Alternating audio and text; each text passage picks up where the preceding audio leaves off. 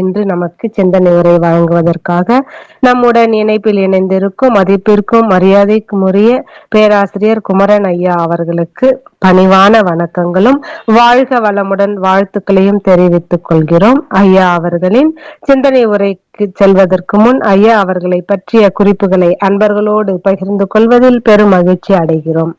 உலக சமுதாய சேவா சங்கத்தின் மதிப்பிற்கும் மரியாதைக்கும் உரிய பேராசிரியர் அருள்நிதி குமரன் ஐயா அவர்கள் அரக்கோணத்தில் வசித்து வருகிறார்கள். ஐயா அவர்கள் 22 வருடங்கள் அரக்கோணம் அறக்கட்டளை திட்ட அலுவலராக சிறப்பாக குரு சேவை ஆற்றி வருகிறார்கள். மேலும் ஐயா அவர்கள் செல்வம் மெட்ரிக் பள்ளியில் 100 மாணவர்களுக்கு யோகா பயிற்சி அளித்துள்ளார்கள். பள்ளிகளில், தொழிலகங்களில் பவுண்டேஷன் கோர்ஸ் நடத்தியுள்ளார்கள். பல்வேறு அறக்கட்டளைகளில் மௌனம், காயகல்பம், அகத்தாய்வு வகுப்புகளை நடத்தியுள்ளார்கள். இணைய வழி மூலம் பல தலைப்புகளில் சிந்தனை உரை வழங்கியுள்ளார்கள். மேலும் விஷன் பல்கலைக்கழக மாணவர்களுக்கு 2 மார்க் தயார் செய்து தேர்வில் அனைவரையும் வெற்றி பெற செய்துள்ளார்கள். இத்தகைய பன்முக சிறப்புகளை பெற்ற ஐயா அவர்களை மீண்டும் ஒரு முறை வணங்கியும் வாழ்த்தியும் வேலுண்டு வினை தீர்க்க என்ற தலைப்பில் சிந்தனை உரை வழங்குமாறு அன்பர்கள் அனைவரின் சார்பில் அன்போடு அழைக்கின்றோம். வாழ்க வளமுடன் ஐயா. வணக்கம். வாழ்க வளமுடன் அம்மா. கேக்குதுங்களா? நல்லா கேக்குதுங்க ஐயா. வீடியோல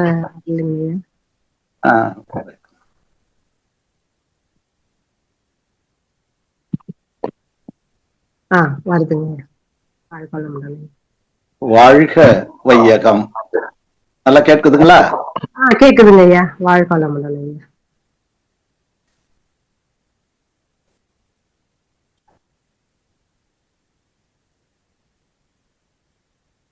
வாழ்க வையகம், வாழ்க வையகம், வாழ்க வளமுடன். குரு புகழ் வாழ்க, குருவே துணை.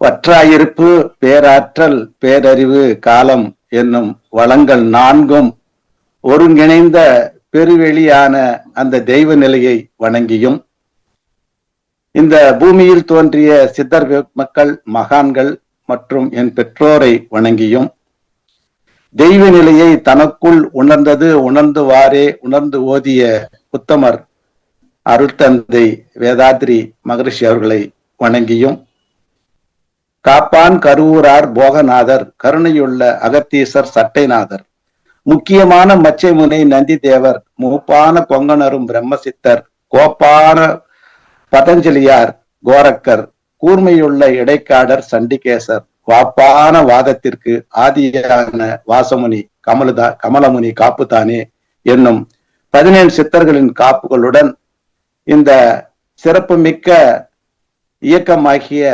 420 அறக்கட்டளைகளும் 2600 தவ மையங்களும் கிட்டத்தட்ட 250 அறிவித்திருக்கோயில்களையும் சுமார் 16 மண்டலங்களில் நமது தமிழ்நாட்டிலேயும் ஒரு மண்டலம் கர்நாடகாவிலேயும் இலங்கையில் 2 மண்டலங்களுமாக கிட்டத்தட்ட 19 மண்டலங்களை இணைத்துக் கொண்டு 400 கிராமிய சேவை திட்டங்களை சிறப்பாக செய்து பல்வேறு இயக்குநரங்களை அமைத்து கிட்டத்தட்ட 30 நாடுகளில் பரவியுள்ள இந்த உலக சமுதாய சேவா சங்கம் என்னும் பேரியக்கத்தை அருட்தந்தையின் வழியில் செம்மையாக வழிநடத்தி கொண்டிருக்கின்ற நமது பத்மஸ்ரீ மற்றும் பத்மபூஷன் விருது பெற்ற டாக்டர் அருள்நிதி SKM மயிலானந்தம் ஐயார்களையும் வணங்கி, இந்த சிறப்புமிக்க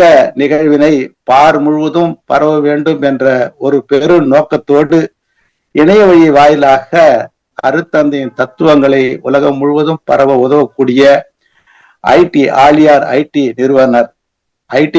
நிறுவனத்தின் இயக்குனர் பேராசிரியர் கிறிஸ் முரளீஸ்வர் ஐயா மற்றும் பேராசிரியர் ஜானகிராமன் ஐயா உள்ளிட்ட இயக்குநரங்களை வணங்கியும், இந்த இணைய வழி மூலமாக சிறப்பான முறையிலே தொகுப்பாளினியாக இருக்கக்கூடிய ஸ்ரீமதி பேராசிரியர் நாகராணி புருஷோத்தமன் அம்மா அவர்களை வணங்கியும், இந்த இணையத்தில் நான் வேலுண்டு வினை தீர்க்க என்ற தலைப்பிலே பேச வாய்ப்பளித்த ஆழியார் ஐடி குழு கோஆர்டினேட்டர் ஒருங்கிணைப்பாளர் பேராசிரியர் வீரப்பன் ஐயா அவர்களை வணங்கியும், இந்த இணைய வழி வாயிலாக மகரிஷியின் தத்துவங்களை கேட்டு உய்வதற்காக இணைந்துள்ள இருபால் சான்றோர் பெருமக்கள் அனைவரையும் வணங்கியும், மீண்டும் என் அறிவை இறைநிலையோடு இணைத்துக் கொண்டும் அருட்தந்தையின் அறிவோடு இணைத்துக் கொண்டும் வேலுண்டு வினை தீர்க்க என்ற தலைப்பிலே சிந்திக்க இருக்கிறோம். ஆசான் அருள் தந்தை வேதாத்ரி மகரிஷி அவர்கள் சூக்குமமாக எழுந்து அருளிருந்து சிறப்பாக நடத்தி வைக்க அருள் புரிவாராக என்று வாழ்த்தி இந்த நிகழ்வை தொடங்குகிறேன். வாழ்க வளமுடன். என யான் அறிய வேண்ட இறைவா என் குருவாய் வந்தாய், சென்னியில் சிந்தை வைத்து சீர்தவம் முறையாய் செய்தேன், உன்னையே என்னுள் காட்டி உள் நிறைந்து அறிவாய் நிற்கின்றாய், முன்னை சேர் வினை தூய்மைக்கே முயன்று அறநெறி வாழ்கின்றேனே. நாம பிறக்கும் போது பெயர் இல்லாம மூச்சோடு பிறரை ஆனந்த கண்ணீர் விட்டு நாம பிறக்கிறோம். இறக்கும் போது நாம மூச்சில்லாம பெயரோடு பலர் வருத்த கண்ணீரிட நாம் இறக்கிறோம். இதற்கு இடைப்பட்ட வாழ்க்கை நாம வாழக்கூடிய ஒரு செயல்பாடுகள் தான் வாழ்க்கை. அப்படி வாழும்போது நாம் பிறரை சிரிக்க வைக்கிறோமா, சிரிக்க வைக்கக்கூடிய வாழ்க்கை வாழ்கிறோமா அப்படின்னு பார்த்தா அது கேள்விக்குறியாக தான் இருக்கிறது. ஒரு திரைப்பட பாடல்ல பாடுவாங்க, சிரித்து வாழ வேண்டும் பிறர் சிரிக்க வாழ்ந்திடாதே, உழைத்து வாழ வேண்டும் பிறர் உழைப்பில் வாழ்ந்திடாதே அப்படின்னு சொல்லுவாங்க. அப்படி வாழும் காலத்திலே நாம் வாழக்கூடிய வாழ்க்கை மேன்மை மிக்க வாழ்க்கையாக அமையணும் அப்படின்னு திரைப்பட பாடல சொல்லப்பட்டிருக்கிறது. இப்படி மனித குலத்திற்கு ஒரு 14 வயது வரை பக்தி மார்க்கம் நமக்கு அவசியமாக இருக்கிறது. அதன் பின் வரும் காலத்திற்கு ஞான மார்க்கம் மட்டுமே நமக்கு உதவும். அதைதான் 6வது அறிவு சிறப்புற்று நாம் முழுமை அடைவதற்கு பேருதவியாக இருக்கக்கூடியது. அப்போ அஞ்ஞானிகளுக்கு பயத்தை ஊட்டி பக்தியின் மூலமாக உள்ளதை உணரச் செய்து அல்லதை தவிர்க்க செய்து நல்லதை செய்து அந்த இறையுணர்வு பெற்று முழுமை பேர் அடைய வேண்டும் என்ற ஒரு பெருநோக்கத்தோடு அஞ்ஞானிகளுக்காக வகுக்கப்பட்டதுதான் பக்தி மார்க்கம். அந்த பக்தி மார்க்கத்துல இன்றைய தலைப்பை பார்க்கும்போது வேலுண்டு வினை தீர்க்க அப்படின்னு பார்த்தோம் சொன்னா, விஞ்ஞான ரீதியாக பார்க்கும் போது சிவம் சக்தி கூட்டுதான் இந்த பேரண்டம் அப்படின்னு மகரிஷி பாடியிருக்காரு. அப்ப சிவம் இல்லையேல் சக்தி இல்லை, சக்தி இல்லையேல் சிவம் இல்லைன்னு சொல்லுவாங்க. அப்ப சிவம் சக்தி சிவமானது 4 பக்கங்களின் சூழ்ந்தெழுத்து மாற்றலால் எழுச்சி பெற்றதுனாலதான் அதன் முதல் குழந்தையாக இறைத்துகள் தோன்றியது.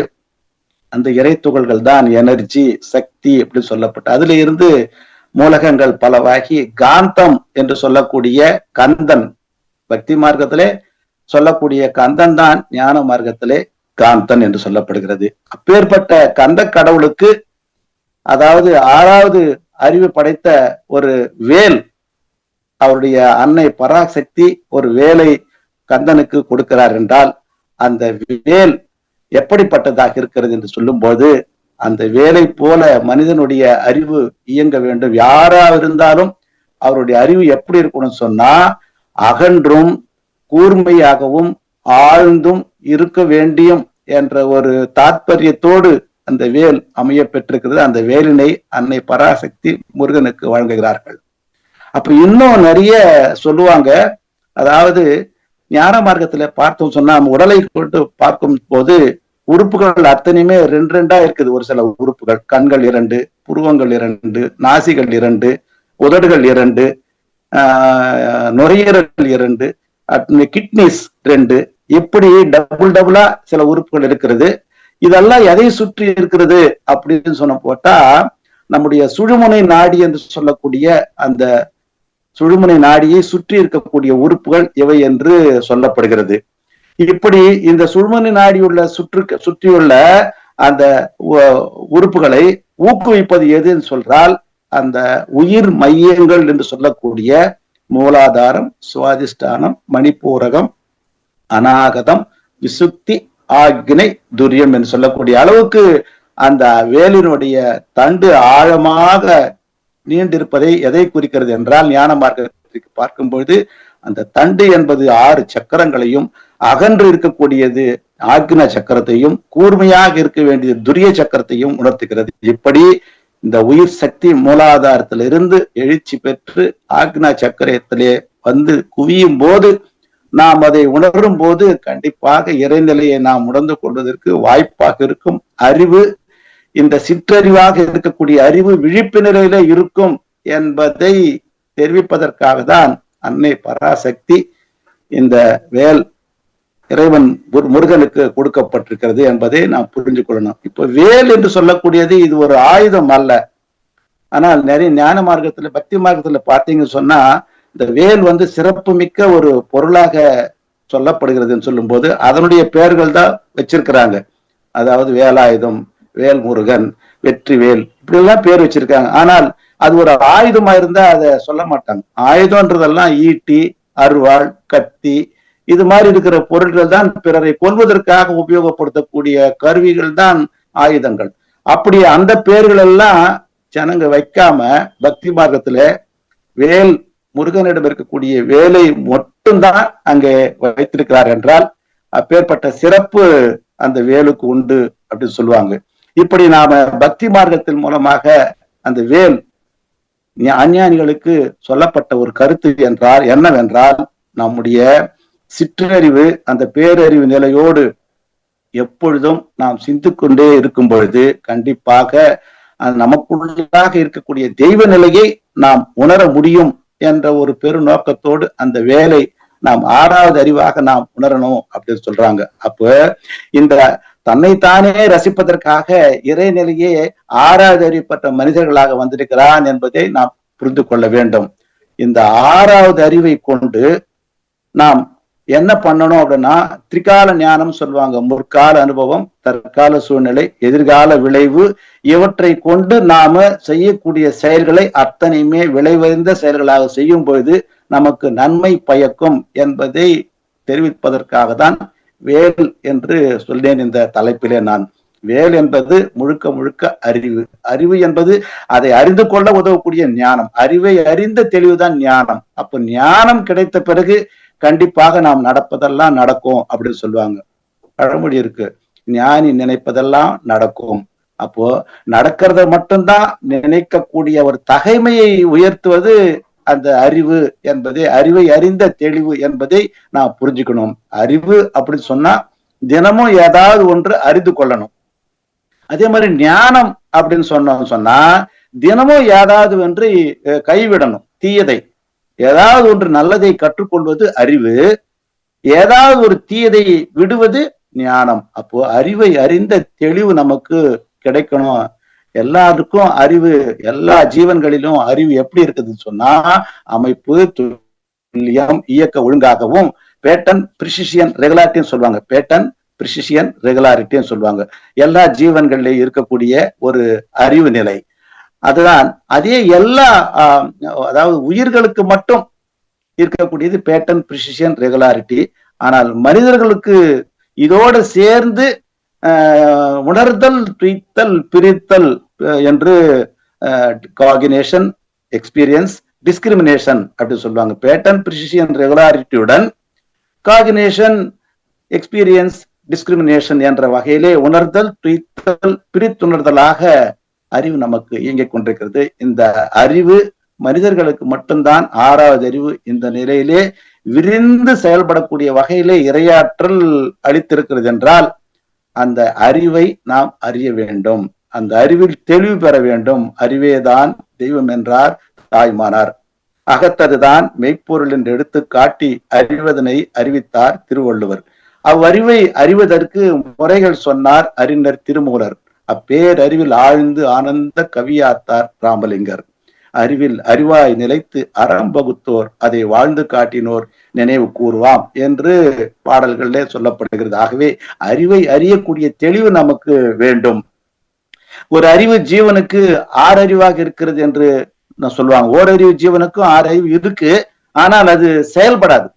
ஓரறிவு முதல் 5 அறிவு வரை உள்ளக்கூடிய எல்லா ஜீவன்களுக்கும் அறிவு இருக்கிறது. ஆனால் விரிந்து செயல்படக்கூடிய ஒரு வாய்ப்பு மனித இனத்திற்கு மட்டுமே இறையாற்றல் கொடுத்திருக்கிறது என்றால் அதை நாம் கண்டிப்பாக அந்த அறிவை நாம் தெளியக்கூடிய தெளிவிலே பெறணும். அப்போ மண்ணிலே விண்ணை கண்டான், மண்ணில் உள்ள விண்ணில் அனைத்தும் உள்ளன. ஆகவே எல்லா ஜீவராசிகளுக்கும் அறிவு உண்டு. ஆனால் விரிந்து இயக்கக்கூடிய வகையிலே இறையாற்றல் மனிதனத்திற்கு மட்டுமே கொடுத்திருக்கிறதுனாலே அந்த அறிவை நாம உணரணும். எல்லாம் வல்ல இறைநிலை எங்கும் உள்ளது, எல்லாவற்றுக்குள்ளும் நிறைந்துள்ளது, என்னுள்ளும் உள்ளது. இதைத்தான் ஆதரியங் ஒரு அறிஞர் சொல்றார். எல்லாம் வல்ல அந்த இறை நிலை எங்கும் உள்ளதுன்னு சொல்லி ஆதரியங் அப்படின்ற ஒரு விஞ்ஞானி சொல்றாரு. இறைவன் மூலகங்களில் உறங்குகிறான், இறைவன் தாவரங்களில் எழுந்து நிற்கின்றான், இறைவன் விலங்குகளில் நடக்கின்றான், மனிதனுக்குள் இறைவன் சிந்திக்கின்றான். அப்பவே மனிதனுக்குள்ளே இறைவன் சிந்திக்கக்கூடிய வகையிலே அந்த 6ஆம் அறிவு விரிந்து இயங்குகிறது என்றால், அந்த வேல் போல் ஞானம் பெற்ற நாம் கண்டிப்பாக அறிவில் அறிந்த தெளிவு நமக்கு கண்டிப்பாக கிடைக்க வேண்டும். மனிதன் உருவாகி சுமார் 60 லட்சம் ஆண்டுகள் ஆகின்றன என்று கூறுவார்கள். அதாவது 40 லட்சம் ஆண்டுகளுக்கு முன்னாடி நடக்க ஆரம்பிச்சான், 1 லட்சம் ஆண்டுக்கு முன்னாடிதான் சிந்திக்க ஆரம்பிச்சான். அதாவது 5000 முதல் 10,000 ஆண்டுகளுக்கு முன்னாடிதான் சிந்தித்ததை எழுத ஆரம்பிச்சான். சோ இப்படி படிப்படியாக பரிணாமத்தில் தன்னிலை மாற்றத்தில் இந்த 6வது அறிவு பெற்ற மனிதராக வந்திருக்கின்ற நாம் இப்பொழுது விஞ்ஞான யுகத்திலே வாழ்ந்து கொண்டிருக்கும் போது அந்த அறிவை பற்றிய நமக்கு விஷயம் நல்லா தெரியணும். நமது உடலுக்குள் அறிவு எப்படி உள்ளது, இந்த 60 கிலோ எடையுள்ள இந்த உடலை யார் வழி நடத்துகிறார்கள் என்றால் உயிர்தான் வழி நடத்துகிறது. அப்போ இது இருந்தால் தான் நாம உண்ண முடியும். அந்த உயிர் இருந்தா தான் நான் உண்ண முடியும், உயிர் இருந்தா தான் பேச முடியும், உயிர் இருந்தா தான் 5 புலன்களை நாம பயன்படுத்த முடியும். அப்படியே அறிவு என்ன செய்கிறது என்று கேட்டால், நாம் இந்த உடலை உயிர் மூலமாக இயக்கும் போது ஏதாவது குறுக்கே தடை வந்தால் அந்த சமயத்தில் அதை நமக்கு உணர்த்தும். அப்போ அறிவு நமக்கு உணர்த்தக்கூடியது. குறுக்கே ஏதாவது தடை வந்தா நமக்கு அந்த சமயத்தில் அறிவு நம்மை வழிநடத்துகிறது. இப்பேற்பட்ட அறிவை அறியக்கூடிய தெளிவுதான் ஞானம் அப்படி சொல்றார் மகரிஷி அவர்கள். ஒரு பிடி உணவு கை மூலமாக வாய்க்கு வருவது, பின் வாய்க்குள்ள அது போட்ட உடனே அதெல்லாம் வாய் மென்று உள்ள தள்ளுறதோட சரி, அது நம்முடைய வயிற்றுக்குள் சென்று அங்கே ஜீரணம் அடைய பெற்று பிறகு சிறுகுடலுக்கு சென்று அங்கே சத்துக்கள் ஈர்க்கப்பட்டு பிறகு பெருகுடலுக்கு தள்ளப்பட்டு அது வெளியே வருகிறது என்றால் இதை யார் நடத்துறது? நமக்குள்ளாக இருக்கக்கூடிய அறிவுதான் என்பதை ஒவ்வொருத்தரும் நாம ரியலைஸ் பண்ணணும். அதுதான் அறிவில் அறிந்த தெளிவுக்கு நம்மை உயர்த்தி கொள்ள வேண்டும். இந்த 6வது அறிவு சிறப்பை நாம் உணர்ந்து கொண்டு அதன் மூலம் மட்டுமே நான் யாரு, எனது மூலம் என்ன, நான் வாழும் காலத்தில் எப்படி வாழணும், வாழ்வதற்குண்டான வரையறை எப்படி வகுத்து கொள்ள வேண்டும், அப்படி வகுத்து வழியே நாம் எப்படி வாழ்ந்து காட்ட வேண்டும் என்ற ஒரு நிலைக்கு அந்த அறிவு ஆழ்ந்து அகன்று வேல் போல் கூர்மையாக இருக்கணும். அப்படி அந்த கூர்மையான நிலையில இருக்கும்போது, அறிவு விழிப்பு நிலையில இருக்கும் பொழுது கண்டிப்பாக நமக்கு நேர்மறை எண்ணங்கள் மட்டுமே தோன்றும், எதிர்மறை எண்ணங்கள் வருவதற்கு வாய்ப்பே கிடையாது அப்படின்னு சொல்லுவாங்க. அதாவது அந்த முற்றறிவு நாம பெறணும். முற்றறிவுக்கு அழகா ஒரு கவியில மகரிஷி சொல்றாரு, எந்த ஒன்று அறிந்திடில் இறைவன் முதல் உயிர் வரை எல்லாவற்றையும் உணர்த்துமோ அதுவே காந்தமாம். முந்தையோர்கள் அதத்தவத்தால் முற்றுணர்ந்த போதிலும் மொழிவதற்கு ஓமையின்றி முட்டி மோதி நின்றனர். இந்த நாள் விண் ஞானமோ ஏற்றம் பெற்றதாலதை இயங்கிடும் மின்சாரம் மூலம் எல்லாருக்கும் உணர்த்தலாம். அந்தமாம் மெய்ஞானத்தோடு அறிவின் ஞானம் அணுவின் ஞானம் இரண்டையும் அறிந்து உய்ய பாவம் போன்ற ஆக்க ஞானம் காந்தமே அப்படின்னு அழகா ஒரு கவியில மகரிஷி சொல்லியிருக்கார். இந்த காலத்திலே விஞ்ஞானத்திலே நாம் உணர்ந்து கொள்ளக்கூடிய வகையில நாம் விஞ்ஞானம் வளர்ந்திருக்கிறது. அணுவை பற்றியும் அதனுடைய விளக்கங்களை பற்றியும் அறியக்கூடிய வகையிலே விஞ்ஞானம் வளர்ச்சிட்டு இருக்குது. அதனாலதான் நம்முடைய அருத்தந்தை வேதாத்திரியருடைய உடலோடு ராமலிங்க அடிகளார் வள்ளல் பெருமானார் ஒரு 10 வருடம் இருந்தார் என்றால், நான் கடை விரித்தேன் கொள்வார் இல்லை என்று இறைநிலையை பற்றி நான் சொல்ல ஆரம்பிச்சேன். ஆனா அதை வாங்கி கொள்ளக்கூடியவர்கள், அதை கேட்கக்கூடியவர்கள் யாருமே கிடையாது. ஆகவே உன்னோடு நான் 10 வருட காலங்கள் இருக்கிறேன், நான் நினைத்ததை உன் மூலமாக சாதிக்க ஆசைப்படுகிறேன் ஐயா, உன் கூட நான் இருப்பேன் அப்படின்னு சொல்லி அவர் இருந்ததுனாலதான் அருத்தந்தை அவர்கள் இன்னும் அந்த இறை தத்துவத்தை தெள்ள தெளிவாக இவருடைய அறிவோடு அவர் இணைந்ததனால தான் அந்த அளவுக்கு நமக்கு எடுத்துரைத்திருக்கார் என்றால், அப்பேற்பட்ட 6வது அறிவின் சிறப்பை நாம் உணர்வதற்கு நம்முடைய 6வது அறிவு தெய்வம் எதுக்கு கொடுத்திருக்குதுன்னு சொன்னா, அந்த தெய்வத்தினுடைய மறுமுனை தான் இந்த 6வது அறிவு. அந்த உடல்ல இருக்கக்கூடிய உயிர் தான் அறிவாக இருக்கிறது. அந்த உயிர் இல்லைன்னு சொன்னா அறிவு கிடையாது. உயிர் இல்லைன்னா மனசு கிடையாது. ஏன்னா மனதுதான் உயிரினுடைய படர்க்க நிலை. ஆகவே மனதை அறிந்து கொள்ள வேண்டும். மனம் படைத்தேன் உன்னை நினைப்பதற்கு, வடிவெடுத்தேன் உன்னை மணப்பதற்கு அப்படி சொல்லி முருகரை பார்த்து பாடுவாங்க. ஆனால் மனம் இருந்தால்தான் மார்க்கம். அந்த மனதை பற்றி நாம் அறிந்து கொள்ள வேண்டும். மனதிலே அதாவது நமக்கு எந்தவித குற்றம் குறை எதிர்மறை எண்ணங்கள் இல்லாமல் நேர்மறை எண்ணங்களோட நாம வாழணும் அப்படின்னு சொல்றாங்க. அதே மாதிரி ஒரு கட்டிடம் கட்டுறதுக்கு எப்படி சாரம் பேருதவியாக இருக்கிறதோ அந்த சாரத்தை ஒரு முறை நாகேஷ் நடிகர் அவர்களை பேட்டி காணும் போது வானொலி மூலமா உங்களுக்கு யாராவது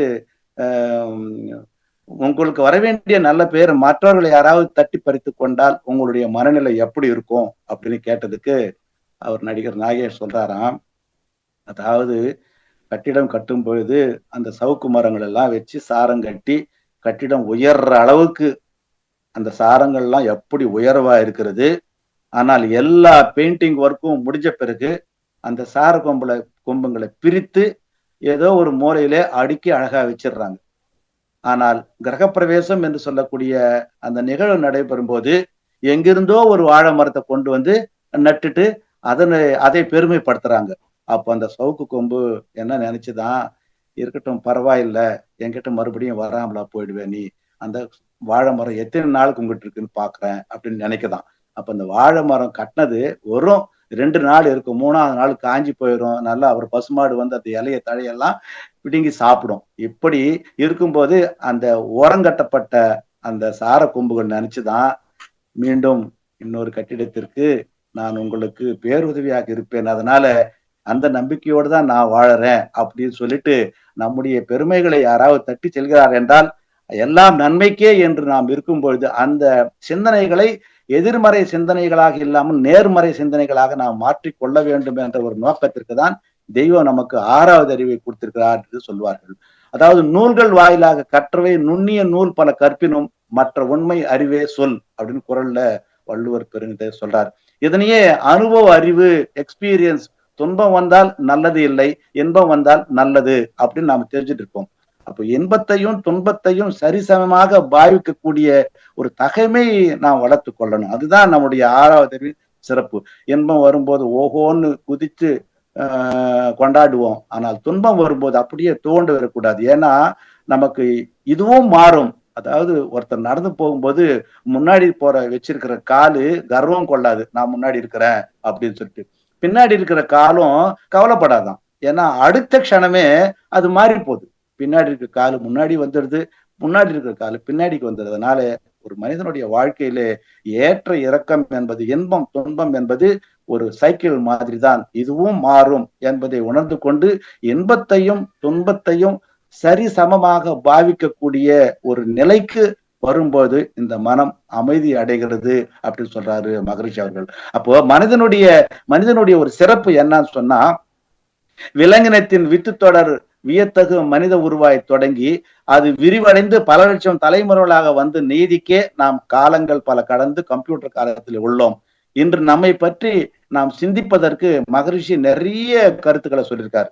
பாமர மக்களின் தத்துவ ஞானி அருட்தந்தை வேதாத்திரி மகரிஷி அவர்கள் இறை தத்துவத்தை எளிமையாக புரிந்து கொள்ளக்கூடிய வகையில இந்த இறை தத்துவத்தை பாமர மக்கள் புரிந்து கொள்ளக்கூடிய வகையில நமக்கு அளித்திருப்பதனாலே பாமர மக்களின் தத்துவ ஞானி என்று போற்றுதலுக்குரிய நம்மோடு வாழ்ந்த மகான் என்றால் அருட்தந்தை வேதாத்திரி மகரிஷி அவர்கள் தான் சொல்லலாம். அப்பேற்பட்ட குருவை நாம் குருவாக பெற்றிருக்கும் போது நாம் அந்த குருவின் வழியில பயணிக்கணும். கற்க கசடர கற்பவை கற்ற பின் நிற்க அதற்கு தக அப்படின்னு சொல்லுவாங்க.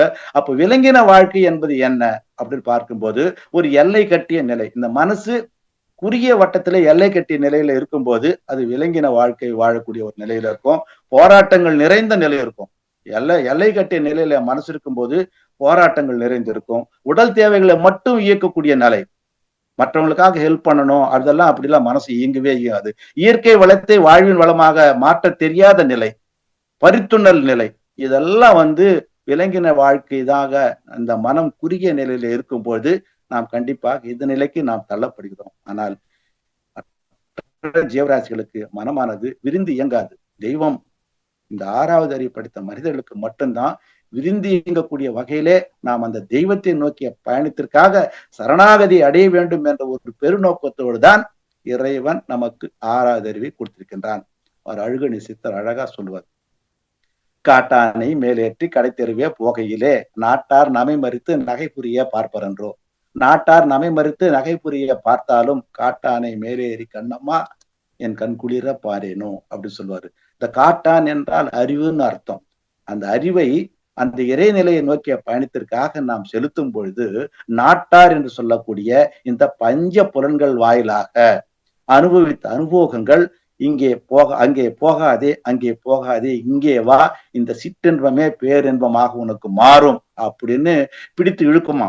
இப்படி நாட்டார் நமை மறித்து நகை புரிய பார்த்தாலும் அப்படி அந்த புலன் வயப்பட்ட நிலையில இருக்கக்கூடிய அந்த புலன்கள் அந்த ஆறாதறிவை மேலே செல்ல விடாமல் இறைநிலையை நோக்கிய பயணத்திற்காக பயணிக்காமல் பிடித்து இழுக்கும் போது விழிப்பு நிலையோடு இருந்து நாம் அந்த ஐயுணர்விலிருந்து அந்த மாயையிலிருந்து விடுபட்டு அந்த மெய்யுணர்வு நோக்கிய பயணத்திற்கு நாம் செல்லும் பொழுது கண்டிப்பாக அந்த இறைவனை நாம் உணர்ந்து கொள்ள முடியும் என்ற வகையிலே அழுகணை சித்தர் இந்த பாடலை நமக்கு அருளியிருக்கின்றார். அதுவே மனிதர்கள் வரும்போது உயிரினங்கள் அனைத்திலும் மிக உயர்வு மனித இனம் என்று கூறுவார்கள் மகரிஷி.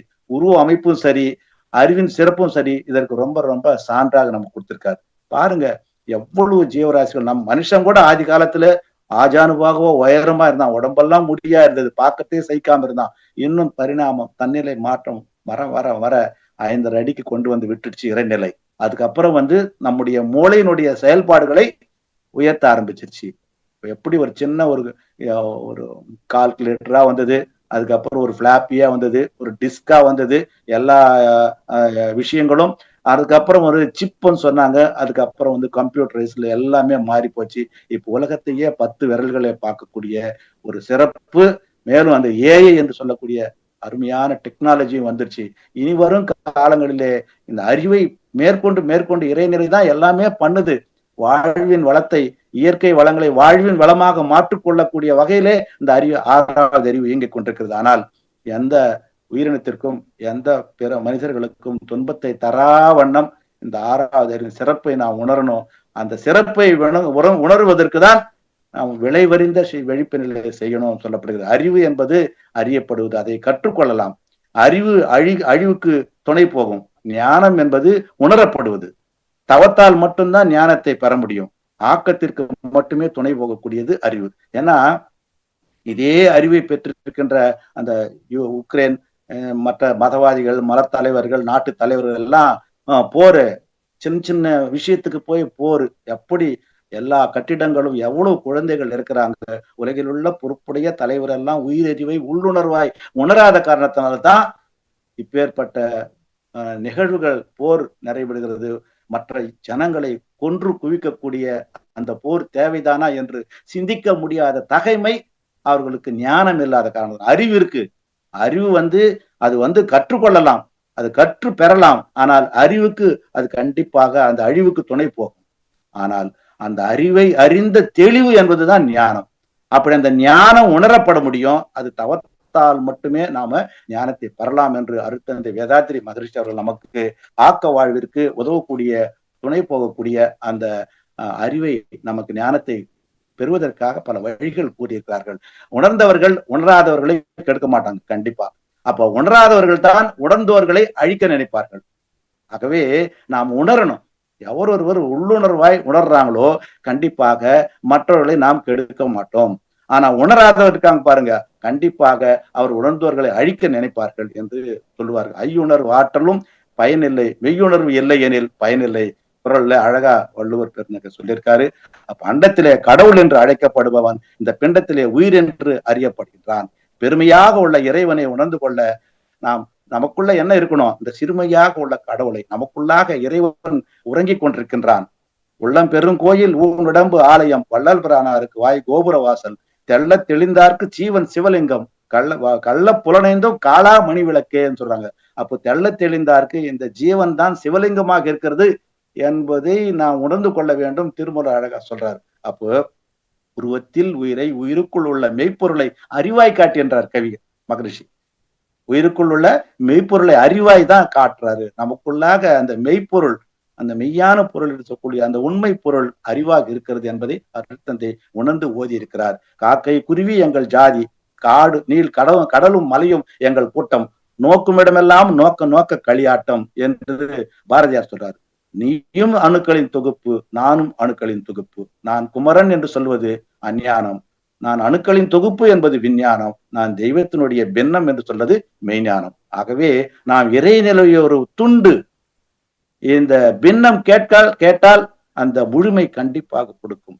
தி fraction demands, totality will supply என்பதை நாம் தெளிவாக புரிந்து கொள்ள வேண்டும் என்றால் நாம் எல்லாவற்றையும் சமமாக பார்க்கணும். ஆறாவது அறிவு நாம தெளிவு பெறணும். மரத்தை மறைத்தது மாமத யானை, மரத்தில் மறைந்தது மாமத யானை, பரத்தை மறைத்தது பார் முதல் பூதம், பரத்தினில் மறைந்தது பார் முதல் பூதம் அப்படின்னு சொல்றாரு நம்மளுடைய திருமூலர். அப்ப எல்லாமே மறைஞ்சிருக்கு, எல்லாமே இருக்கிறது. உன்னிலே நான் அடங்க, என்னுள்ளே நீ விளங்க, உனது தன்மை ஒளிர, எனதுள்ளம் இறையுணர்வும் அறநெறியும் பற்ற பற்ற தருக்கென்றொன்று போகும் என மகரிஷி ஒரு அழகா ஒரு கவிதை சொல்றார். அப்போ ஓட காண்பது போகியார் உள்ளம், அப்புறம் ஒடுங்க காண்பது யோகியர் உள்ளம், ஞானியர் உள்ளம் அப்படின்னு சொல்றாங்க. ஓட காண்பது போகியார் அனுபவிக்கிறவங்க கூட, ஆனா ஒடுங்க காண்பது மனசை ஒடுங்க வைக்கணும், அந்த ஓர்ம நிலைக்கு கொண்டு வரணும். அதாவது புறத்தே ஓடுற மைண்ட விட்ராயல் பண்ணும், பிரத்யாகரான்னு சொல்லுவாங்க. அதை அப்படி விட்ராயல் பண்ண அந்த மைண்ட ஏதோ ஒன்றின் மேல போக்கஸ் பண்றதுக்கு தான் தாரணைன்னு சொல்லுவாங்க. ஏதோ ஒன்றுக்கு மேல நாம் ஒருமுகைப்படுத்துறது பதிலா நம்ம உயிர் மேல் ஒரு நிலைப்படுத்துறது தான் தியானம் அப்படி சொல்லுவாங்க. அது பிரத்யாகார, தாரணா, தியானம். சமாதி என்பது இந்த ஜீவாத்மா அந்த பரமாத்ம நிலையோடு ஒன்று நிற்பதற்கு தான் சமாதி நிலை. இப்படி நாம் மனதை ஜீவனோடு, இந்த ஜீவாத்மா அந்த பரமாத்ம நிலையோடு நாம ஒன்றை செய்வதுதான் சமாதி நிலை அப்படி சொல்லுவாங்க. அப்ப உலகத்தை பார்க்க வேண்டுமா, கண்களை திறந்து பாருங்கள். உங்களை பார்க்க வேண்டுமா, கண்களை மூடி பாருங்கள் அப்படி சொல்லுவாங்க. அதாவது உலகத்தை நாம் பார்க்கணும்னா கண்ணை திறந்தாதான் பார்க்க முடியும். ஆனால் உன்னுக்குள்ளாக இருக்கக்கூடிய அந்த இறைவனை, அந்த தெய்வத்தை நீங்கள் உணரணும்னு சொன்னா உங்களுக்குள்ளே செல்லணும். உள்கடைன்னு சொல்லிட்டு நாம் ஆழ்ந்து ஆழ்ந்து ஆழ்ந்து உள்ளே செல்ல வேண்டும். உன் அறை கதவுகளை பூட்டி கொண்டு அதுக்குள்ளாக பிரவேசித்தால் கண்டிப்பாக அந்த பரமனை நீ பார்க்கலாம், பரம பிதாவை நீ பார்க்கலாம் என்று கிருஷ்ணானிலே சொல்லப்படுகிறது. கல்லை கண்டால் நாயை காணும், நாயை கண்டா கல்லை காணும் இப்படி சொல்றாங்க. பார்ப்பவருடைய அந்த அறிவுக்கு எட்டிய வகையில தான் அது பார்ப்பாங்க. ஒரு கல்ல இருக்கக்கூடிய நாய் சிலைய ஒரு பார்த்தாங்கன்னா அது கல்லா தெரியும், ஆனால் அதுல நாய் உருவ தெரியுதான் தெரியாது. ஒரு சிலருக்கு நாய் தெரியும் ஆனா கல்லு தெரியாது. எப்படி கல்லை கண்டால் நாயை காணும், நாயை கண்டால் கல்லை காணும் அப்படி சொல்றாங்க. இது இப்படி நினைச்சிருக்காங்க. ஆனால் உண்மையான பழமொழி எதுன்னா, கல்லை கண்டால் நாயகனை காணும், நாயகனை கண்டால் கல்லை காணும். அப்போ கல்லா பார்க்காம அதுக்குள்ள இருக்கக்கூடிய இறைநிலையை பார்க்கணும், நாயகனை பார்க்கணும். அப்ப நாயகனை பார்க்கும்போது கல்லு தெரியாது, கல்லை பார்க்கும்போது நாயகன் தெரியாது. கல்லா பார்த்தீங்கன்னா அதுல இருக்கக்கூடிய தெய்வ நிலை புரியாது. ஆனால் நாம நாயகனை பார்க்கும்போது கல்லு நமக்கு எடுபடாது என்பதை இப்படி அறிவு மேலோட்டமாக இருப்பதற்கு தெய்வம் நமக்கு கொடுத்திருக்கிற இந்த ஆறாவது அறிவை நாம சிறப்பாக பண்ணணும். எண்ணங்கள் உயர்ந்த எண்ணங்களாக இருக்கிறதுக்கு ஆறாவது அறிவின் சிறப்பை நாம் உணரணும். அப்ப எந்த ஒரு எதிர்மறை வார்த்தையையும் நேர்மறை வார்த்தையாக மாற்றக்கூடிய ஒரு பக்குவத்திற்கு நாம் வரணும். ஒரு முறை வாரியார் சாமி அவர்கள் இப்படி முருகனுடைய பக்தி கதா கலட்சம் சொல்லுவார். அந்த நேரத்துல அவர் உட்கார்ந்து ஆன்மீக சிந்தனை வழங்கும் போது நேர் எதிர் சுவர்ல ஒரு காம்பவுண்ட் சுவர்ல என்ன போட்டிருக்குன்னா, திருநீர் இட்டார் கெட்டார், திருநீர் இடாதார் வாழ்ந்தார் அப்படின்னு ஒரு வாசகம் எழுத. திருநீர் இட்டார் கெட்டார், திருநீர் இடாதார் வாழ்ந்தார் அப்படின்னு போட்டிருக்கு. அப்போ அவர் அந்த ஆன்மீக சிந்தனைக்காக ஏற்பாடு செய்த அந்த கோஆர்டினேட்டர் பாத்தீங்களா சாமி, இப்படியெல்லாம் நாம ஆன்மீக சிந்தனை கொடுக்குற இடத்துலயே எழுதி வச்சிருக்காங்க பாத்தியா அப்படின்னு சொன்னாங்க. அப்போ வாரியார் சாமி சொல்றாராம், நீ அப்படி பார்க்காத தம்பி, அதை நீ நல்லா அந்த எழுத்தை பகுத்து பார் அப்படின்னு சொன்னாராம். அப்போ என்னன்னு அவர் எப்படி சொல்றாருன்னா, திருநீர் இட்டார் கெட்டார், திருநீர் இடாதார் வாழ்ந்தார் என்றத நீ இப்படி மாத்தி சொல்ல. இட்டார் என்னால் இட்டு கூட்டல் யார், அதாவது திருநீர் இட்டு கூட்டல் யார், இட்டு யார் கெட்டார், திருநீர் இட்டு யார் கெட்டார், திருநீர் இடாமல் யார் வாழ்ந்தார்? அப்படி எடுத்துக்கோ. இட்டார் என்பதை இடு கூட்டல் இட்டு கூட்டல் யார் என்பது இட்டார் ஆகும். இடாது கூட்டல் யார் என்றது இடாதார் அப்படி சொல்லுவாங்க. அப்படி நீ எடுத்துக்கோய. ஏன் உனக்கு நீ உன்னுடைய மனசுதான், மனசு எப்படி பக்குவப்படுறோமோ, மனசு எதை நினைக்கிறியோ, நீ நல்லதையே நினைக்கும் போது அது கண்டிப்பாக உனக்கு நல்லதை காட்டும். நீ தவறு நினைச்சு சொன்னா கண்டிப்பா அது தவறு தான் காட்டும். ஒரு முறை கிருஷ்ணர் தர்மரை கூப்பிட்டு, தர்மா எனக்கு ஒரு காரியம் செய்யணும், இந்த உலகத்துல யாரெல்லாம் கெட்டவங்க இருக்காங்களோ அப்படி போய் நீ பார்த்துட்டு இந்த சாயந்தரத்துக்குள்ள ஒரு கெட்ட மனிதரையாவது நீ அழைச்சிட்டு வந்து எனக்கு காட்டணும் அப்படின்னு சொன்னாராம். துரியோதனை கூப்பிட்டு, துரியோதனா நீ வா, நீ இன்றைய சாயந்தரத்துக்குள்ளார பார்த்து யாராவது ஒரு நல்லவரை நீங்க கூட்டிட்டு வரணும், சாயந்தரத்துக்குள்ள டைம் உங்க யார் கூட்டு வர்றீங்க பார்க்கலாம் அப்படின்னு கிருஷ்ணர் இவங்க 2 பேருக்கு ஒரு ஆர்டர் போடுறார். சாயந்தரம் சொல்றாரு, துரியோதனன் ஓடி வர்றார். இந்த அஞ்ஞான யுகத்துல நான் யார போய் தேடுறது, யார பார்த்தாலும் எனக்கு கெட்டவனாவே தெம்படுறான், நல்லவன் எனக்கு கிடைக்கவே இல்லை அப்படின்னு சொல்றாரு. தர்மரை கூப்பிடுங்க. தர்மர் வர்றாரு. ஐயா நான் பார்த்த பார்வைக்கு அத்தனை பேரும் நல்லவங்களாவே தெரியுறாங்க, ஒருத்தன் கூட எனக்கு கெட்டவன் யாருன்னு ஐ கேன் அண்டர்ஸ்டாண்ட், நான் கண்டுபிடிக்க முடியல, ஐடென்டிஃபை பண்ணவே முடியல அப்படின்னு சொல்றாரு. கிருஷ்ணர் சொல்றார், ஒரு மனிதனுடைய எண்ண ஓட்டம் எப்படி இருக்கோ அந்த எண்ணத்துக்கு தக்க வகையில தான் அவர் பார்க்கக்கூடிய காட்சியும் அமையும் அப்படின்னு சொல்ற. எண்ணமே இயற்கை எதன் சிகரமாகும், இயற்கையே எண்ணத்தில் அடங்கி போகும், எண்ணத்தின் நிலை காட்டிட முடிவதில்லை, இல்லை என்று சொல்லவும் யாரும் இல்லை, எண்ணம் எழும் இடமோ ஓர் புள்ளியாகும், இயங்கி முடியும் அளவோ அகண்டாகாரம், எண்ணமே செயற்கை கருவிகள் அனைத்தினோடு இயற்கை கருவிகளை எல்லாம் இயக்கும் சக்தி அப்படின்னு சொல்ல. இப்ப எண்ணத்தின் மூலமாக அந்த இயற்கை கருவிகளை எல்லாம் வாழ்வின் வளமாக நாம் மாற்றக்கூடிய வகையில அந்த எண்ணம் போட்டதுனால்தான் இன்னைக்கு சின்ன சின்ன பிள்ளைகள்லாம் டெக்னாலஜில வளர்ந்து பெரிய பெரிய கார்பரேட் நிறுவனங்கள்ல சாதனை படைத்துக் கொண்டிருக்கிறார் என்றால் கண்டிப்பாக நாம் இதை புரிந்து கொள்ள வேண்டும் என்பதை அழகா நமக்கு சொல்றாரு. அதனால நம்முடைய எதிர்மறை எண்ணங்களை நாம் மாற்றிக்கொள்ள வேண்டும், நேர்மறை எண்ணங்களாக மாற்றுவதற்கு தான் விழிப்பு நிலை தேவை அப்படின்னு சொல்றாங்க. அப்ப அதற்கு மகரிஷி அழகா ஒரு தற்சோதனை என்று சொல்லக்கூடிய ஒரு கவியை கொடுத்திருக்காரு. இப்ப தற்சோதனை மூலமாக தனது குறை ஆழ்ந்து திருத்தம் பெற்றான், தருக்கொழியும் பிறரிடம் நட்பு ஓங்கும், மனது ஒரு தூய் நிலையில் நாடி செல்லும், மற்றவரும் இதன் விளைவாய் நலம் காண்பார்கள், எனது நான் என்னும் 2 சொற்களுக்கும் ஏற்புடைய கருத்துணரும் தகைமை கிட்டும். அப்போ உனது சொல் செயல் எண்ணம் குறைகள் போக்க உயர்ந்த தற்சோதனை பழகி கொள்க அப்படின்னு சொல்லுவாங்க. இப்படி நாம தவம் செய்து மனதை அமைதிப்படுத்துவதற்கும் அதனுடைய சுடலலை குறைக்க மனம் குறுகிய வட்டத்துல இல்லாமல் எல்லை கட்டிய நிலை இல்லாமல் அது விசாலமாக விரிந்தோம். அப்போ மனம் அமைதியாக இருக்கும் பொழுது நாம் தற்சோதனை செய்தோமையானால் கண்டிப்பாக நாம் உள்ளதை உணர முடியும், அல்லதை தவிர்க்க முடியும், நல்லதை செய்ய முடியும் சொல்லிட்டு இந்த கவி மூலமா நமக்கு அழகா கொடுத்திருக்காரு மகிழ்ச்சி அவர்கள். அப்போ வேல் என்பது அறிவு, அந்த அறிவை கொண்டு நாம் நமக்குள்ளாக இருக்கக்கூடிய தெளிவு பெறுவதற்கு தான், நமக்குள்ளாக வினைகளை கழிப்பதற்கு தான் அந்த அறிவை பயன்படுத்த வேண்டும். நமக்குள்ள மனிதன் எடுத்த உடனே மனுஷனா வரல, ஆதியனும் பரம்பொருள் மெய் எழுச்சி பெற்று அணுவென்ற உயிராகி அணுக்கள் கூடி மோதி இணைந்து இயங்குகின்ற நிலைமைக்கேற்ப மூலகங்கள் பலவாச்சு, அவை இணைந்து பேதித்த அண்ட கோடிகளாய் பிறகு பிறப்பு இறப்பு இடை மனிதராகி நீதி நெறி உணர் மாந்தராகி அப்படின்னு இந்த பிரபஞ்சம் என்னும் நந்தவனத்திலே இறுதியாக பூத்த மலர் மனித மலர். ஆகவே அந்த மனிதன் பல வினைகளை எடுத்து வந்திருக்கின்றான். அந்த வினைகளுக்கு தான் அது நல்ல வினையாக இருக்கலாம், தீய வினையாகவும் இருக்கலாம் என்பதை நாம் தெளிவாக புரிந்து கொள்ள வேண்டும்.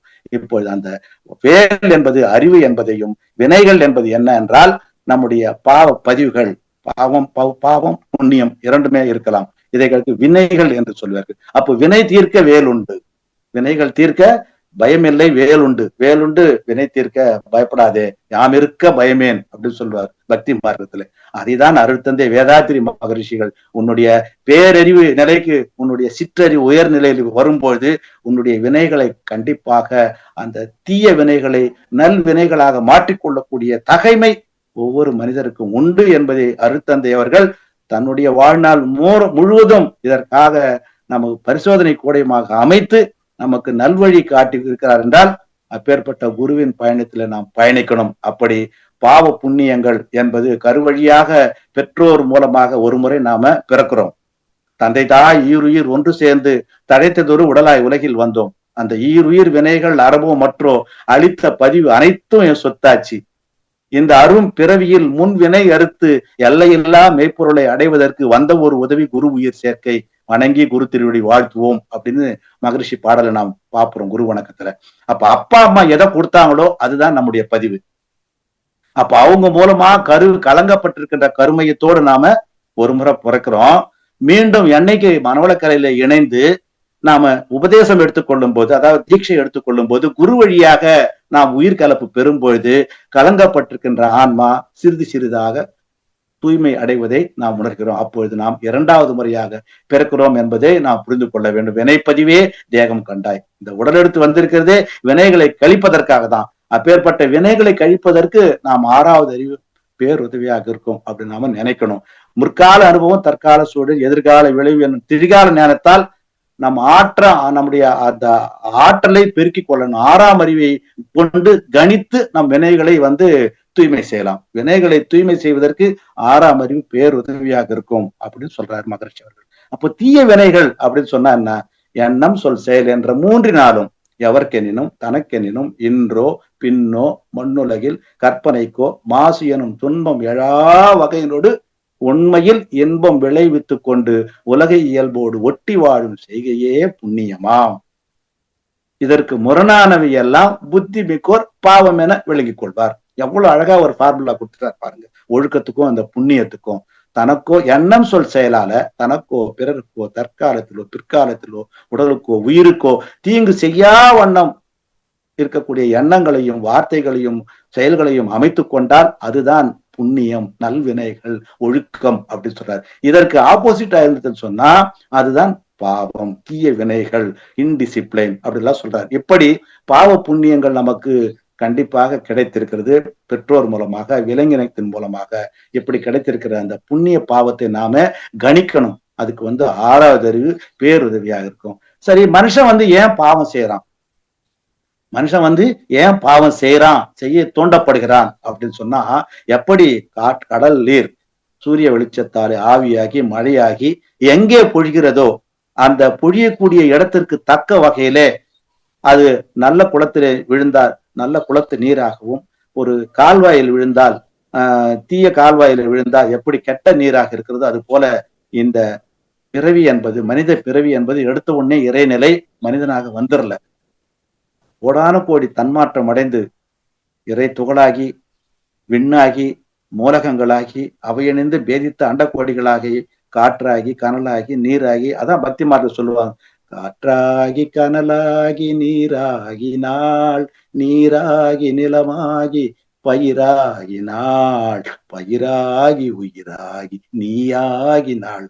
அப்போ பயிராகி, பயிர்ல ஓரறிவு தாழ்ந்து உயிராகி, அந்த உயிர்ல இருந்து கடைசியா வந்ததுதான் மனிதன் அப்படின்னு சொல்லி பாடல் மூலமாக அவனுக்கு ஏற்ற வகையிலே அஞ்ஞானிகளுக்கு பக்தி மார்க்கத்தின் மூலமாக அந்த தன்மாற்றத்தை சொல்லக்கூடியதுதான் இந்த தெய்வ அறிவு என்பதை, அதையே நமக்கு மகரிஷி அவர்கள் இந்த காலத்திற்கு ஏற்ற வகையிலே விஞ்ஞானத்தையும் மெய்ஞானத்தையும் ஒருங்கிணைந்து பேசுவதிலே வித்தகர் அருள் தந்தை வேதாத்திரி மகரிஷி அவர்கள். அப்பேற்பட்ட வித்தகர் காட்டிய வழியை நாம் பின்பற்றி கொண்டிருக்கின்றோம். பின்பற்றி வாழக்கூடிய மனிதர்கள் அனைவருமே சிறந்து விளங்குகிறார்கள் என்பதால் கண்டிப்பாக அந்த குருவை குருவாக பெற்று நாம் அனைவருமே பாக்கியசாலி சொல்லுவாங்க. ஆகவே இந்த களங்கம் இல்லாத நீர் மனித உடல்ல சேரும் போது எப்படி அது கழிவாக போகிறதோ அது போல இறைநிலை நேரடியாக மனிதனாக வரவில்லை. அது சுத்தவெளி, துகள்கள், அணு, மூலகம் என்று பிரபஞ்சம் என்று ஓரறிவு தாவரம் முதல் 5 அறிவு விலங்கினம் வரை இறுதியாக மனித இனமாக வந்திருக்கிறதுனாலதான், அதனுடைய வித்து எடுத்து நாம் வந்திருப்பதனாலதான் அந்த ஈரறிவு முதல் 5 அறிவு வரை உள்ள விலங்கினத்தை வித்தெடுத்து வந்திருக்கிற காரணத்தினாலே எப்படி ஒரு சின்ன ஆலம் விதையில அந்த பெரிய ஆலமரத்தினுடைய அத்துணை இயல்புகளும் பதிந்து வச்சிருக்கிறதோ அது மாதிரி ஒவ்வொரு மனிதனிடத்திலும் இந்த கருமையத்துல விலங்கின பதிவுகளோடு எல்லா பதிவுகளும் பதிந்திருக்கின்றன என்பதை நமக்கு அருத்தந்தை தெளிவாக நமக்கு விளக்குகிறார். அப்போ விலங்கினத்துல இது பாவம் என்பது அதுக்கு கிடையாது. ஏன்னா அது பிற உயிரை கொண்டுதான் சாப்பிடணும், வேற வழி இல்லை. அதுக்கு சமைக்க தெரியாது. விலங்கினங்களுக்கு பெரும்பாலும் அந்த பதிவு கிடையாது. ஆனால் அதே தவறை மனிதன் செய்யும் போது பாவ பதிவுகளை ஏற்க வேண்டிய சூழ்நிலையாவது. விலங்கினத்திலிருந்து கருத்தொடராக மனிதன் வந்தால் அவைகளுக்கு பதிவுகள் மனிதனிடம் வந்துதான் வந்து சேரும். இப்போ ஒரு கோழி இருக்கு, அது ஒரு கோழியா ஜன்மம் எடுத்திருக்கிறது. அந்த கோழியை நாம் அடிச்சு சாப்பிடும் போது அது அனுபவிக்க வேண்டிய பதிவுகளை யார் அனுபவிக்கணும்? கோழியை சாப்பிட்டோம் தான் அனுபவிக்கணும். ஒரு ஆடு இருக்கு, அது ஆடாக ஜன்மம் எடுத்திருக்கு, பிறகு எடுத்திருக்கு. அது அந்த ஆடாக இருக்கும்போது பெற வேண்டிய அந்த பதிவுகள் அத்தனையும் அந்த ஆடு அனுபவிக்கணும்.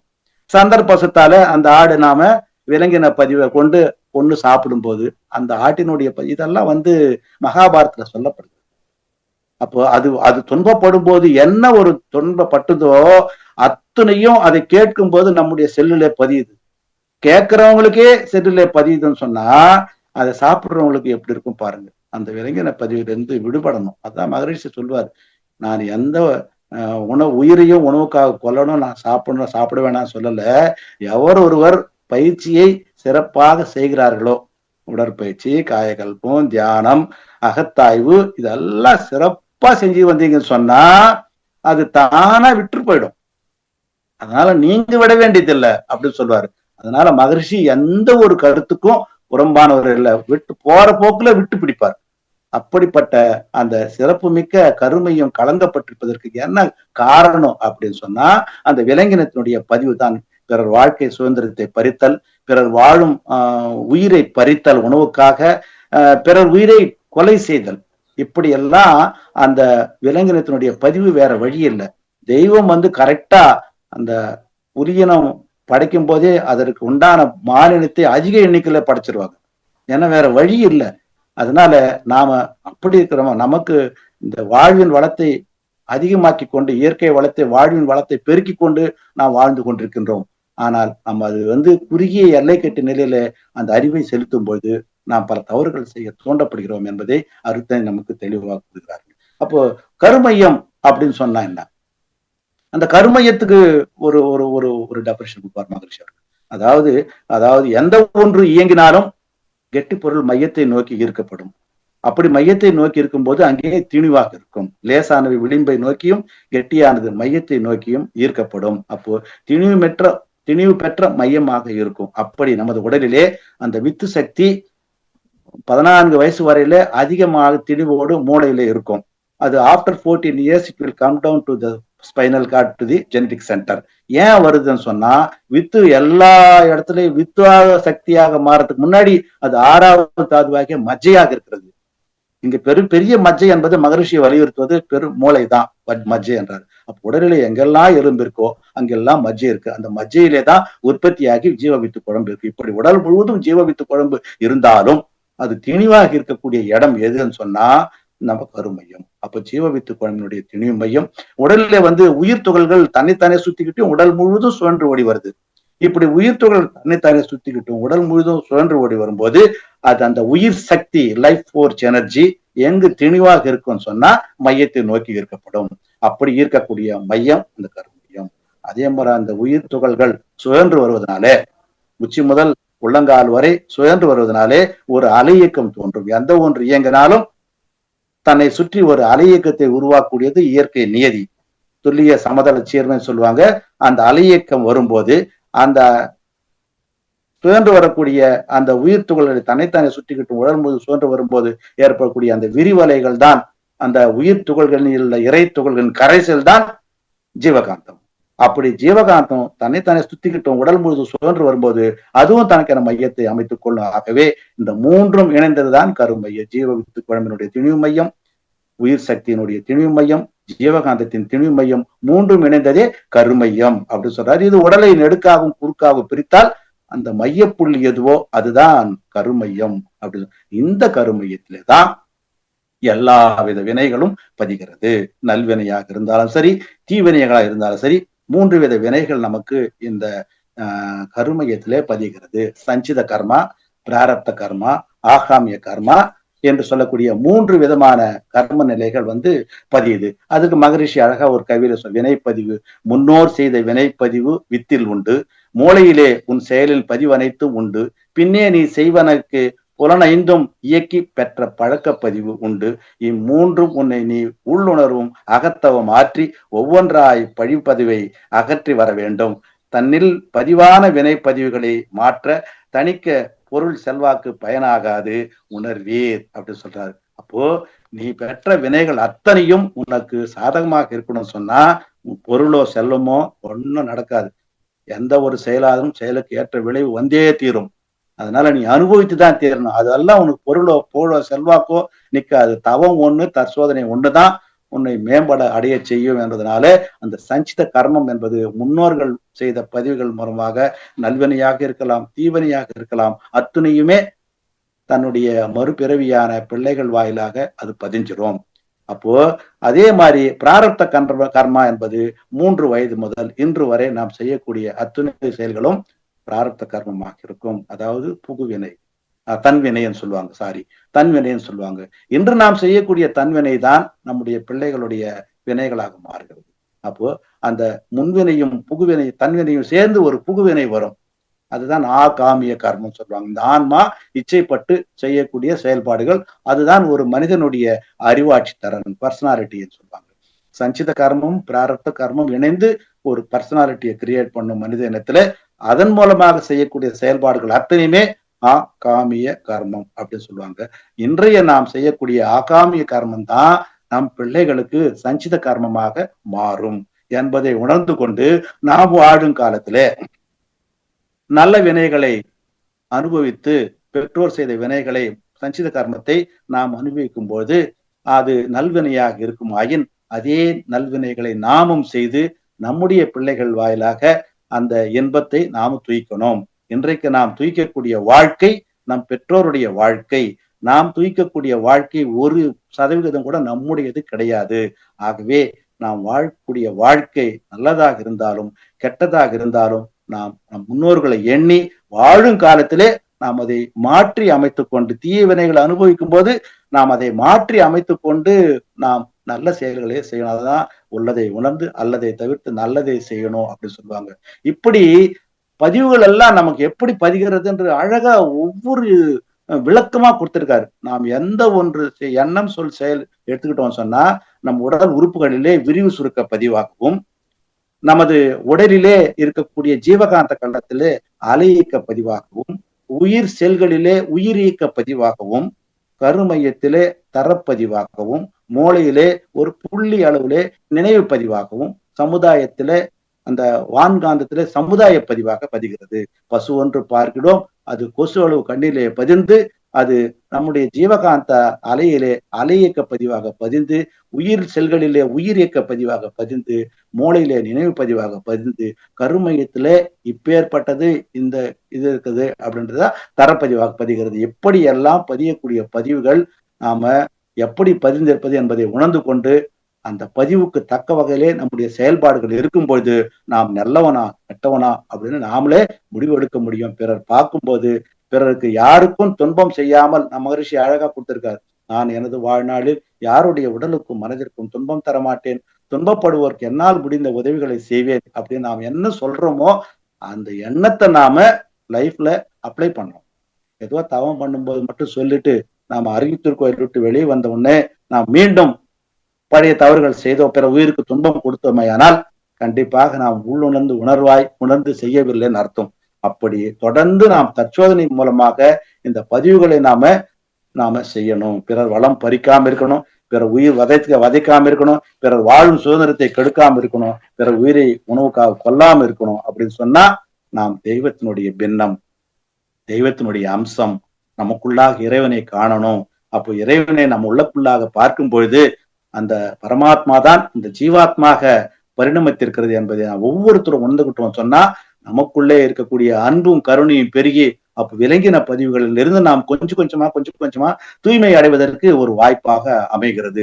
இந்த வினைகள் நல்ல வினையா தீய வினையா அப்படின்னு எப்படி நாம் ஐடென்டிஃபை பண்றது, அடையாளம் காண்பது? அந்த வேலுண்டு வினை தீர்க்க அப்படின்னு சொல்லும் போது அந்த 6வது அறிவை கொண்டுதான் நம் உடல்ல இருக்கக்கூடிய வினைகள் நல்வினைகளா தீய வினைகளா அப்படின்னு நாம தெரிஞ்சுக்கணும். அப்ப நம்ம ஆட்டோமேட்டிக்கா பாத்தீங்கன்னு சொன்னா உடலிலே நோய், உள்ளத்திலே களங்கம், மனதிலே குழப்பம், வாழ்க்கையிலே சிக்கல்கள், இதெல்லாம் யாருக்கு இருக்கோ அவங்க எல்லாம் தீய வினைகளினுடைய அடையாளங்கள். சோ அப்படி நாம் என்ன பண்ணணும்? அப்படி தீய வினைகள் அடையாளமா இருக்கக்கூடிய அந்த பழி செயல்களை நாம் போக்குறதுக்கும் வழி மகரிஷி கொடுத்துட்டாரு. பாவம்னா என்ன சொல்லிட்டாரு, எப்படி பதியுதுன்னு சொல்லிட்டாரு, எங்க பதியுதுன்னு சொல்லிட்டாரு, உன்னுடைய 6வது சிறப்பையும் சொல்லிட்டாரு. அதை கொண்டு நாம் எப்படி அதை நிவர்த்தி பண்ணணும் என்ற ஒரு வழியையும் காட்டிய மகான் குரு. அப்படி நாம அந்த குரு வழியே போகணும். நானு பிரம்மஞானி ஆயிட்டேன், அருள்நிதி ஆயிட்டேன், நான் பேராசிரியர் ஆயிட்டேன், நான் முதுநிலை பேராசிரியர் ஆயிட்டேன், பயிற்சி எல்லாம் நான் செய்யறது இல்லை அப்படின்னு நோ யூஸ். எவரொருவர் குருவின் பயணிக்கணும், வாழ்க்கை பயணிக்கணும். அதாவது தெளிவு குருவின் திருமேனி காணல், தெளிவு குருவின் வார்த்தை கேட்டல், தெளிவு குருவின் திருநாமம் செப்பல், தெளிவு குரு உரு சிந்தித்தல் தானேன்னு சொல்லுவாங்க. தெளிவு குரு உரு சிந்தித்தால் தானே அப்படின்னு சொல்லும் போது குரு என்ன சொல்லி கொடுத்தாரோ குரு வழியே செல்ல செல்ல காயகல்ப யோகமெனும் உயர் சஞ்சீவி கருத்துடனே செய்து வந்தால் வித்து கட்டும் தூய முறை நரம்பூக்கம் ஓஜஸ் மூச்சு தொடர்ந்திரண்டும் குரு வழியே செய்ய செய்ய போய பிழைகள் போகும், பிணிகள் நீங்கும், புத்துணர்வும் இறையருளும் ஏற்றம் கூடும், மாயம் என வித்து அமுத ரசமாகி மரணமில்லா பெருவாழ்க்கும் சித்திக்கொன்றாரு. எப்படி நாம் குரு வழியே செய்யணும்? அப்ப குரு வழியே பயணிக்கணும்.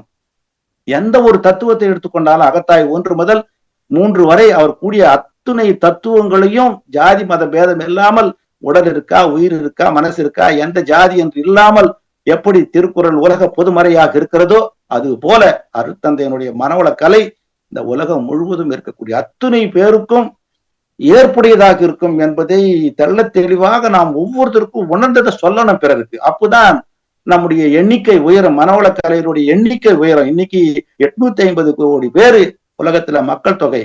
அருட்தந்தை 1958 உருவாக்குனாரு. ஆனால் இதுவரையிலும் பார்த்தோம்னா 0.25% கூட நாம இன்னும் மனவளக்கலை அன்பருடைய எண்ணிக்கை உயரல. ஒரு 1% கூட வரல.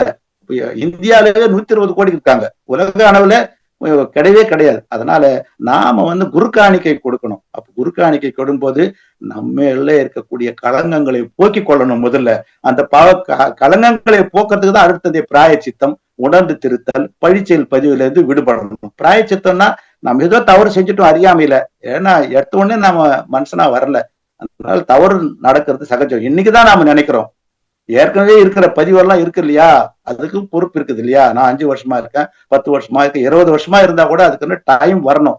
இப்ப செடி விதைய நிலத்துல போட்ட உடனே அது முளை செடியாகி மரமாகி காய்த்து கனி கொடுக்காது. அது இட் வில் டேக் டைம். அது மாதிரி நம்முடைய கருமையத்தில் இருக்கக்கூடிய களங்கங்களை நாம கொஞ்சம் கொஞ்சமா மேல் பதிவுகளை போட்டு நாம தூய்மைப்படுத்தணும். அதுக்கு பிராயச்சித்தம் தேடணும்.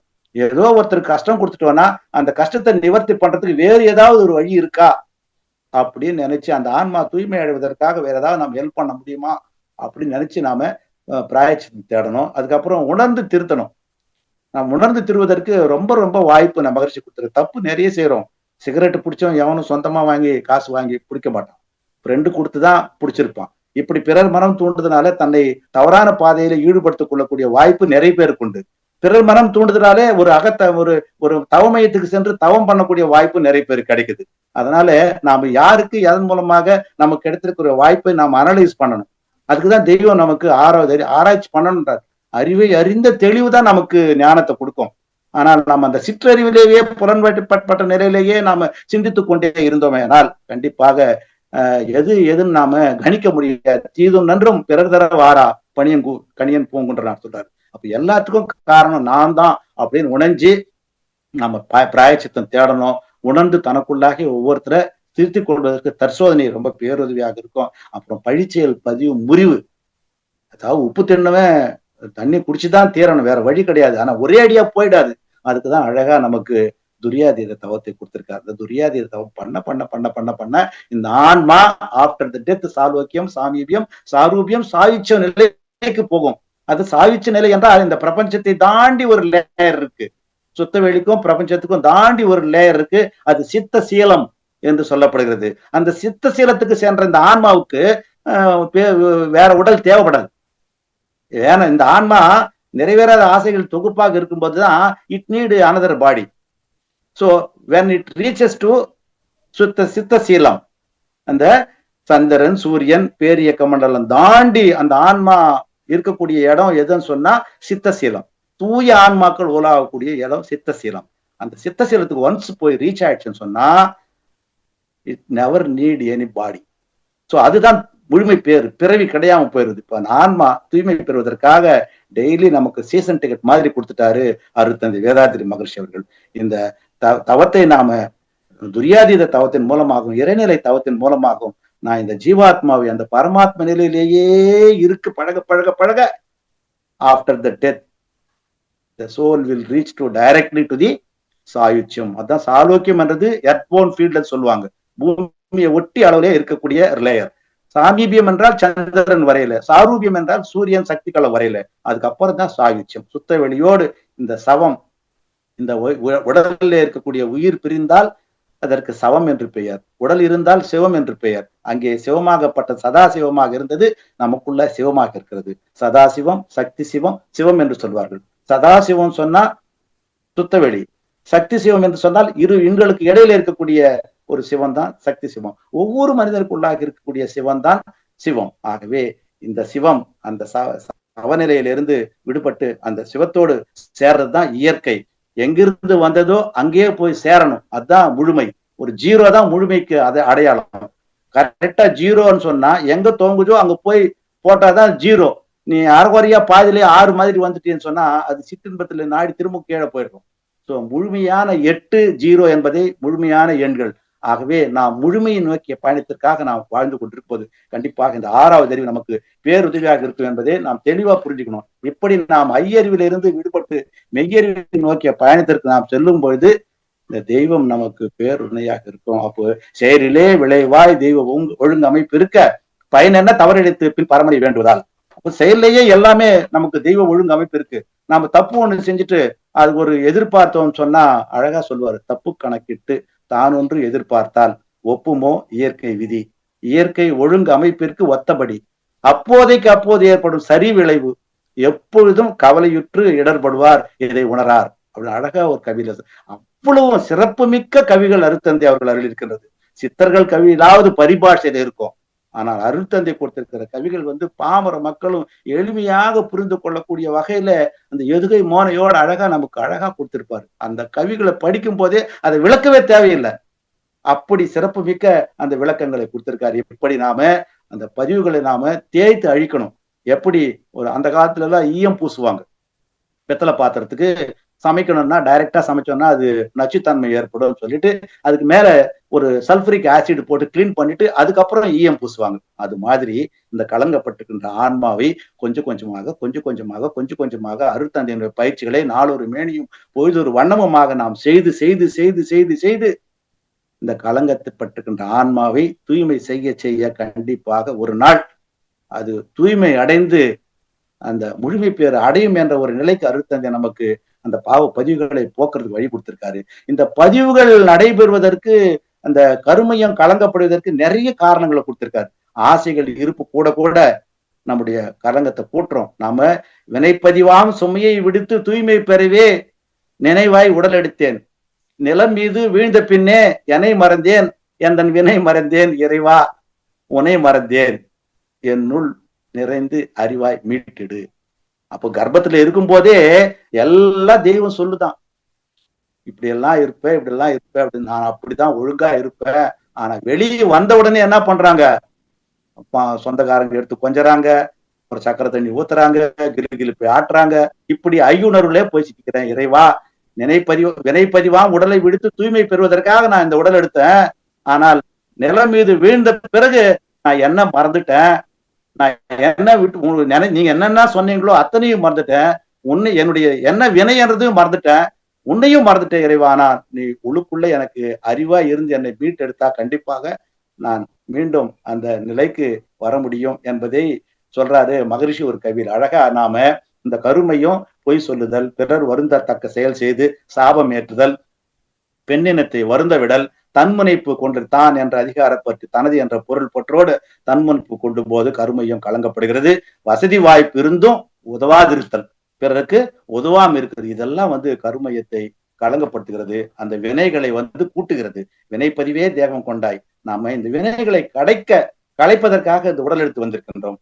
பாவி என்னை மறுபடியும் பிறக்க விடாதே, செய்த பாவங்கள் தீரும் முன்னே இறக்க விடாதே அப்படின்னு ஒரு சித்தர் பாடியிருக்காரு.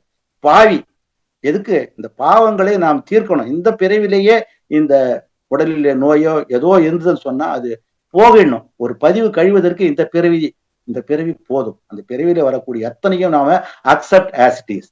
எது வந்தாலும் ஏற்றுக்கொள்ளக்கூடிய தகைமை வேணும். அப்போ கருமையின் தூய்மைக்கு நாம் என்ன பண்ணணும்? வினைப்பதி பயனை கழிக்க வேண்டும். இறைநிலையை உணரணும்.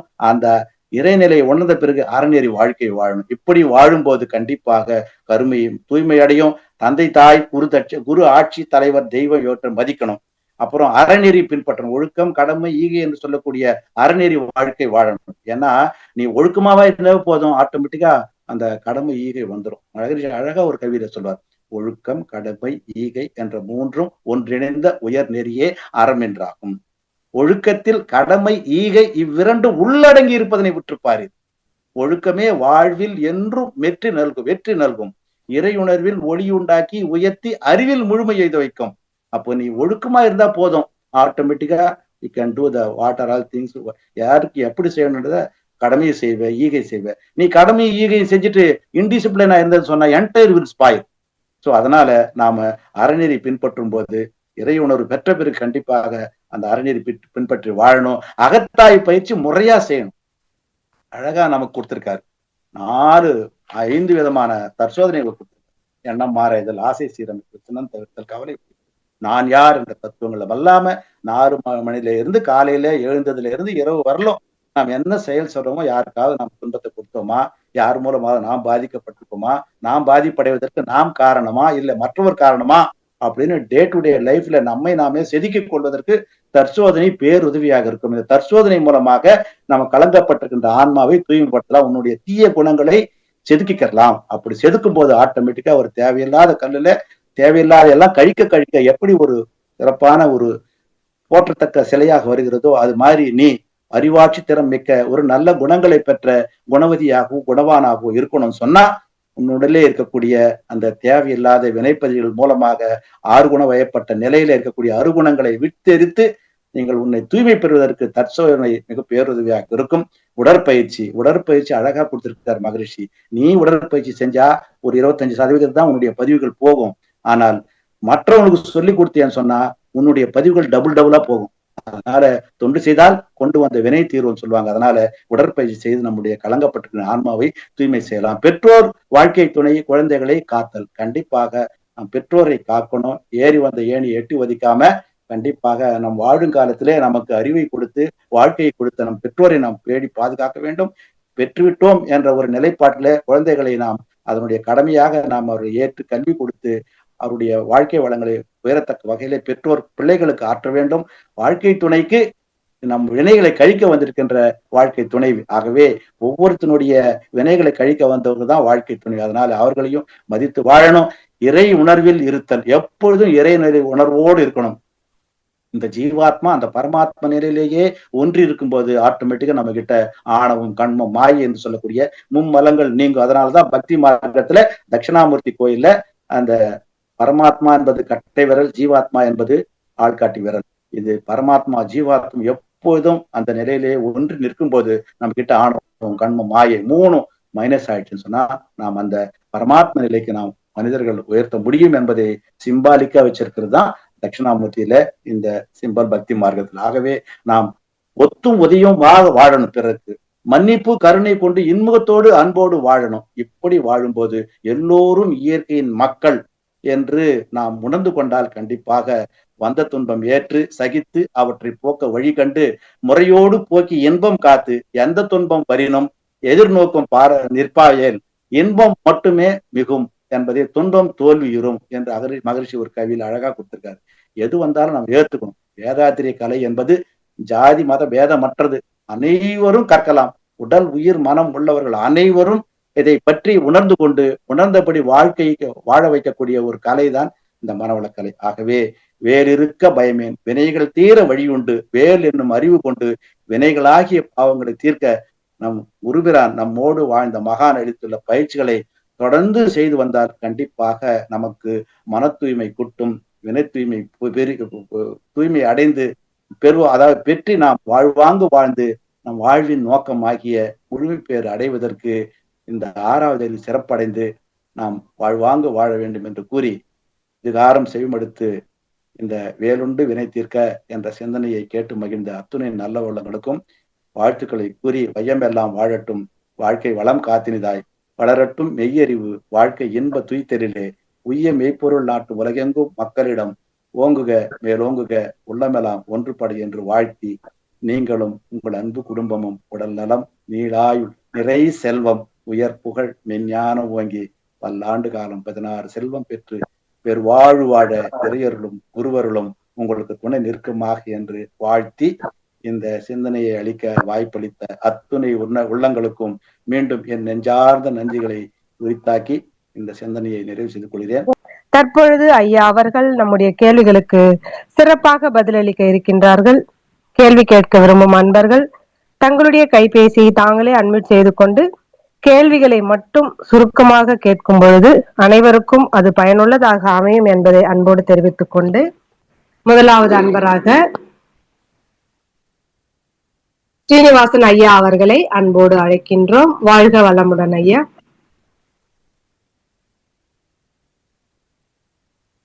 ஸ்ரீனிவாசன் ஐயா, உங்களுக்கு அன்மியூட் கொடுத்திருக்கோம் ஐயா, நீங்க அன்மியூட் பண்ணிட்டு ஐயா கிட்ட பேசலாங்க ஐயா. வணக்கம், வாழ்க வளமுடன் ஐயா. சொல்லுங்க ஐயா. ஐயா, இப்ப வந்து என்கிட்ட 2 கேள்வி இருக்குதுங்க ஐயா. இப்ப மகரிஷி ஐயா வந்து நான் யார் அப்படின்றதுக்கு அதுக்கு ஏங்க தற்சோதனை இது வந்து டேபிள் வந்து கொடுக்கல அப்படின்ற ஒரு கேள்வி இருக்குதுங்க ஐயா.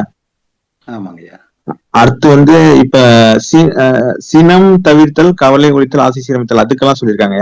இப்ப பயம் அதுவும் ஒரு முக்கியமான இதா இருக்குதுங்க. அது பயத்துக்கு வந்து எந்த தற்சோதனைக்கு இல்லைங்க நம்ம வந்து அதை கொண்டு வரது? அதாவது பயம் வந்தது, இந்த நம்முடைய சக்கரங்கள் சரியா வேலை செய்யலன்னு சொன்னா பயம் ஏற்படுங்க ஐயா. அதுக்குதான் மகரிஷி 9 மைய தவத்தை கொடுத்திருக்காரு. அந்த 9 மைய தவத்துல நீங்க தவம் பண்ணும்போது கண்டிப்பாக அந்த உயிர் மையங்கள்ல இருக்கக்கூடிய சுரப்பிகள் சீரா சுரக்கும் போது அந்த பயத்தன்மை போகும். அதனால அது அந்த 9 மைய தவம் பண்ணும்போது மூலாதாரம், சுவாதிஷ்டானம், மணிப்பூரகம், அநாகதம், விசுத்தி ஆகிய சக்கரங்கள்ல நம்ம தவம் பண்ணும்போது, அந்த குறிப்பிட்ட தவங்கள்ல பண்ணும்போது அந்த ரசாயன வேறுபாடு ஏற்படாம இருக்கிறதுக்காக அதை கொடுத்துருக்காங்க. அதை பண்ணா சிறப்பா இருக்கலாங்க ஐயா. அது தவம் பண்ணும்போதே சொல்லுவாங்க ஐயா, உங்களுக்கு அந்த விளக்கம் கொடுப்பாங்க பயத்தை போக்குவதற்கு. அதே மாதிரி மூலாதார சக்கரத்துல பண்ணா அந்த பூமி சம்பந்தப்பட்ட ஆராய்ச்சி பெருகும். சுவாதிஷ்டானத்துல பண்ணீங்கன்னு சொன்னா அந்த தூக்கும வெளிப்பாடு ஏற்படும். இப்படி ஒவ்வொரு சக்கரத்துக்கும் அழகா கொடுத்துருக்காங்க ஐயா. நீங்க அகத்தாய் வகுப்புகளை கலந்துக்கும் போது 9 நாள் விளக்கம் கொடுக்கும் போது உங்களுக்கு சொல்லுவாங்க ஐயா. வாழ்க்கணும். அதே மாதிரி நான் யாருக்கு ஏன் தற்சோதனை இது கொடுக்கல அப்படின்னு கேட்டேங்க. நான் யாருக்கு வந்து அதுதான் மகரிஷி வந்து பிரம்மஞான பயிற்சி ஆழியர்ல கொடுக்குறாங்க ஐயா. அது வந்து அகத்தாய் வடுக்கும் போது 1, 2, 3 மட்டும் அதுல 4 தற்சோதனை பண்ண சொல்றாங்க. நான் யார் என்பது ஆழியார்ல போயிட்டு அந்த இறைநிலை தவத்தை கொடுத்த பிறகு நான் யாரு, நான் எங்கிருந்து வந்திருக்கேன் என்ற விஷயத்த அந்த இறைநிலை தவம் பண்ண அந்த பிரம்மஞான பாடல் பாடும்போது நாம் கண்டிப்பா நான் அங்கிருந்து வந்திருக்கிறேன் அப்படின்றதுனால அதுக்கு தற்சோதனை தேவையில்லை. அவர்தான் நானாக வந்திருக்கின்றேன் என்பதை உணர்ந்து கொண்டு உன்னை நீ அறிய வேணும். உன்னை அறிந்தால் உலகத்தில் போராடலாம், வாழ்ந்தாலும் தாழ்ந்தாலும் தலை வணங்காமல் நீ வாழலாம் என்று திரைப்பட பாடலோட சொல்லியிருக்காங்க. அப்போ உனக்குள்ளாக தெய்வத்தை நீ உணரணும். அந்த உணர்வதற்கு உண்டான தவங்களை நீ செய்யும் போது ஆட்டோமேட்டிக்கா அந்த நான்யார் தத்துவத்தை நீ நல்லா புரிஞ்சுக்கலாம் ஐயா. உனக்குள்ளாக தெய்வம் இருக்கிறது என்பதை உணர்ந்து சொல்லுங்க. அந்த இது மௌனம் இருக்கிறதுக்கு முன்னாடி தவம் இருந்துட்டு மௌனம் இருக்கணும்னு சொல்றாங்க ஐயா. அது வந்து தற்சோதனை ஆயிடாதா? உண்மையிலே மகரிஷியோட இதுல வந்து மௌனமா இச்சையா இருப்பது என்னதுன்னா எண்ணங்களை வந்து எண்ணமற்ற நிலையா இருக்க சொல்றாங்க. எண்ணங்களை வந்து எதையுமே ஆராய்ச்சி பண்ணாம. ஐயா இப்ப வந்து அறக்கட்டளையில மௌனம் நடத்துறது வந்து மௌனம் கிடையாது. மௌனம் எப்படி இருக்க வேண்டும் என்ற ஒரு பயிற்சி தான். புரியுதுங்களா? மௌனம் எப்படி இருக்க வேண்டும், புலன்கள் இயங்காம இருக்கணும், மகா மௌனம். அதுதான் நீ கருவி மயனம்ன்றது நீ கொடுக்குற நோட்ஸ் எடுக்கிறது, பாக்குறது, மகரிஷி கவிகளை படிக்கிறது, இதெல்லாம் வந்து புலன் இயக்கத்துல இருக்கும்போது மௌனமே இருக்க முடியாது, இறைநிலையோடு பேச முடியாது. புலன் வயப்பட்ட நிலையிலிருந்து நிர்சலனமான நிலையிலே மௌனம் இருக்கிறது. அதுதான் வீட்டுல இருக்கிறதுக்கு தான் அந்த ட்ரைனிங் கொடுக்கறது தான் தவ மையத்திலையும் அறக்கட்டளைகள்லையும் ஆழியார்லையும் நடத்தக்கூடிய மௌனம் எப்படி நடத்த வேண்டும் என்ற ஒரு பயிற்சி தான். ஆனா அது மௌனம் ஆகாதுங்க ஐயா. மௌனம் என்பது நீ வீட்டுல பேசாம இருக்கணும். பேசாம இருக்கிறதுக்கு எல்லா செயல்பாடும் செஞ்சுட்டு ஒரு அரை நாள் அரை கதவுகளை பூட்டிக்கிட்டு உட்கார்ந்துக்கிட்டு தெய்வ நிலையோடு இந்த ஜீவன் பரமாத்ம நிலையிலேயே இருக்கிறது தாங்க மௌனம். அப்படி இங்க வந்து பயிற்சிகள் செய்து அறக்கட்டளை வந்து மௌனம் நடக்கும்போது எண்ணம் மாறாதல், ஆசை சிறந்த சின்னம் தவிர்த்த இந்த பயிற்சிகளை செய்து உன்னை செதுக்கிக் கொள்வதற்கு தான் அந்த பயிற்சி. மனம் தவம் பண்ணி தற்சோதனை பண்ணும்போது மனம் அமைதி நிலைக்கு வரும். அந்த உணர்ச்சி வயப்பட்ட நிலையில இருந்து குறைஞ்சு பீட்டா, ஆல்பா, தீட்டா, டெல்டா நிலைக்கு வந்துட்டு நாம அந்த நேரத்துல நாம தற்சோதனை பண்ணோம்னு சொன்னா அப்ப இந்த ஆழ் மனதோட நாம பேசுறோம். நீ உணர்ச்சி வயப்பட்ட நிலையிலேயே மனம் இயங்கும் போது நீ எந்த முடிவும் எடுத்தீங்கன்னா it will not come to success. So மனம் அமைதி அடைவதற்கு தவம், அப்புறம் தற்சோதனை பண்றதற்கு நம்ம மனம் நம்ம செதுக்கி கொள்வதற்கு தற்சோதனை. ஐயா இப்ப மௌனம் வந்து எண்ணமற்ற இல்லைங்க, நான் என்ன கேக்குறேன்னா மௌனம் வந்து எண்ணமற்ற நிலையில இருக்கணுமா, வர்ற எண்ணத்தெல்லாம் வெளியில விடணுமா, இல்ல வந்து நான் வந்து பரமாத்மாவோட நிலையில அதுக்கு நிறைய ட்ரைனிங் தேவை. உட்கார்ந்த உடனே உனக்கு மௌனம் வந்து உட்கார்ந்த உடனே எண்ணங்கள் வந்து போகாதையா, எண்ணங்கள் வந்து வந்து வந்து வந்து வந்து எல்லாமே போயிடும். அப்போ எண்ணங்களே அற்ற இல்லாத நிலைதான் மௌனம். நீ உட்கார்ந்துட்டேன்னா உனக்கு வேற ஏதாவது சவுண்ட் கேக்குதுன்னு சொன்னா அது வந்து மௌனம் கிடையாது. சுற்றி இருக்கிறது எதுவுமே கேட்கக்கூடாது. உன் பக்கத்துல மகரிஷி உட்கார்ந்து இருக்காரு அப்படின்னு எண்ணத்தோட நீங்க இருக்கணும். தேவையில்லாத எண்ணங்கள் வரும்போது, ஏன்னா மௌனம் இருக்கும் போது நாமே தூய்மைப்படுத்தும் போது தேவையில்லாதெல்லாம் வரும். எப்படி ஒரு சேர்ந்த கிணறுல வந்து தூர் வாடுறாங்கன்னு சொன்னா அதை கிளீன் பண்ணும் போது வந்து சகதி சேறு வரும் இல்லையா, அது வந்த பிறகு ஒரு குறிப்பிட்ட நாள் கழிச்சு அந்த தேங்கி கலங்கி நீர் தெளிந்து நல்ல குடிக்க உகந்த நீரா மாறும். ஆனால் அந்த எடுக்கக்கூடிய டைம் தான் நீ செய்யற பயிற்சி பொறுத்துதாங்க ஐயா.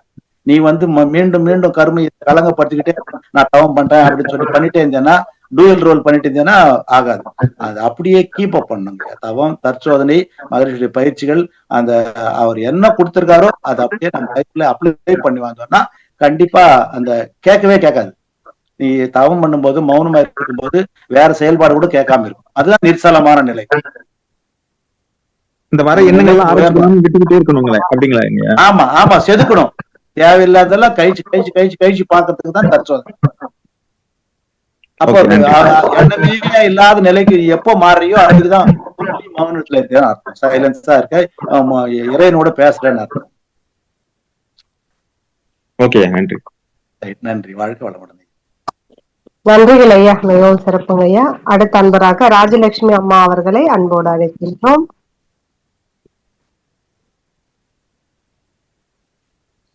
ராஜலட்சுமி அம்மா, நீங்க அட்மிட் பண்ணிட்டு ஐயா கிட்ட பேசலாமா? உங்களுக்கு அட்மிட் கொடுத்திருக்கோமா? அடுத்த அன்பராக கிருபாநிதி அம்மா அவர்களை அன்போடு அழைக்கின்றோம். அம்மா வாழ்க வளமுடன். ஐயா வாழ்க வளமுடன். ஐயா கிருபாநிதி அம்மா வாழ்க. எப்படி இருக்கீங்க அம்மா? சிறப்பா இருக்கையா. உங்களை வந்து வில்லிவாக்கத்துல உங்களை பார்த்தது இன்னும் அதுக்கு ரொம்ப ரொம்ப ஒரு தீர்க்கமான நாளுக்கு நன்றி ஐயா. வாழ்க வளமுடன். ரொம்ப சிறப்பு ஐயா. வேலுண்டு வினை தீர்க்க, அது முருகன் பாட்டை எப்படியோ கொண்டு போயிட்டீங்க. எனக்கு இப்ப சந்தேகம்னு இல்லையா, ஆனா இப்ப நீங்க அசைவம் சாப்பிடுறவர்களுக்கு பதிவு எப்படியெல்லாம் வருதுன்னு சொன்னீங்க. ஆனா நான் பிறந்ததுல இருந்து தலைமுறை தலைமுறையா அவங்க சைவம் தான் சாப்பிடுறாங்க. அவங்களும் ரொம்ப நல்லவங்களா இருந்தா கூட சில பதிவுகளை அணிவிக்கத்தான் செய்யறாங்க. ஆமா ஆமா, வேற வழி இல்ல, அனுபவிச்சா. நான் என்ன சொல்றேன்னா, நீ விலங்கினங்களை சாப்பிடாதனாலும் பதிவெல்லாம் போயிடுச்சுன்னு அர்த்தம் கிடையாது. எண்ணங்களால் கூட பதிவடையுது இல்ல. எண்ணம், சொல், செயல் என்ற மூன்றினாலும் எனக்கெனும் தனக்கெனும் இன்றோ பின்னோ மண்ணுலக உணர்ச்சிக்கோ கற்பனைக்கோ நீ சாப்பிடறத வச்சே பண்றீங்க. சாப்பிடறதுனால பதிவு வருது, எண்ணத்தால கூட பதிவு வருது இல்லையா? சோ சாப்பிடாதவங்களுக்கு அந்த எண்ணம் வேற வித்தியாசமா இருக்கு இல்லையா? நன்றியா. இன்னொன்னியா, நீங்க சொன்னது சிறப்பு. இப்ப ஆனா அந்த பதிவு கழிச்சுன்னு நம்மளால என்னைக்காவது தீர்மானிக்க முடியுமா ஐயா? முடியவே முடியாதுமா. உடலிலே உள்ளத்திலே கலங்கம், மனதிலே குழப்பம், வாழ்க்கையில் சிக்கல், இந்த நாளும் எப்ப இல்லையோ you are purified soul. Okay, நன்றியா. ரொம்ப நன்றியா, ரொம்ப சிறப்பு. வாழ்க்கை நம்ம நாமே செக் பண்ணிக்கணும்னு சொன்னா இது இருக்க கூடாது. அப்ப இது இருக்குதுன்னு சொன்னா வழி வழியா வந்தது லோடு பெருசா இருக்கு, அதனுடைய தாக்கம் அதிகம் இருக்கு. நாம் இன்னைக்குதான் நினைக்கிறோம். இன்னைக்கு நினைச்சாவே அது மட்டும் ரெஸ்பான்ஸ் ஆயிட முடியாது. ஏற்கனவே இருக்குது. கழிய கழிய கழிய கழிய கழிய தூய்மை பெறணுங்க வாழ்க்கை. கண்டிப்பா. ரொம்ப சிறப்பு யானை. வாழ்க வளமுடன்யா. அடுத்த வாய்ப்பு இருந்தா உங்களை பாக்குறதுல மகிழ்ச்சி. வாழ்க வளமுடன். கண்டிப்பா அம்மா. நன்றிம்மா. நன்றி அம்மா. வாழ்க வளமுடன். கவிதாம்மா வாழ்க வளமுடன் அம்மா. அன்மியூட் பண்ணிட்டு ஐயா கிட்ட பேசலாமா?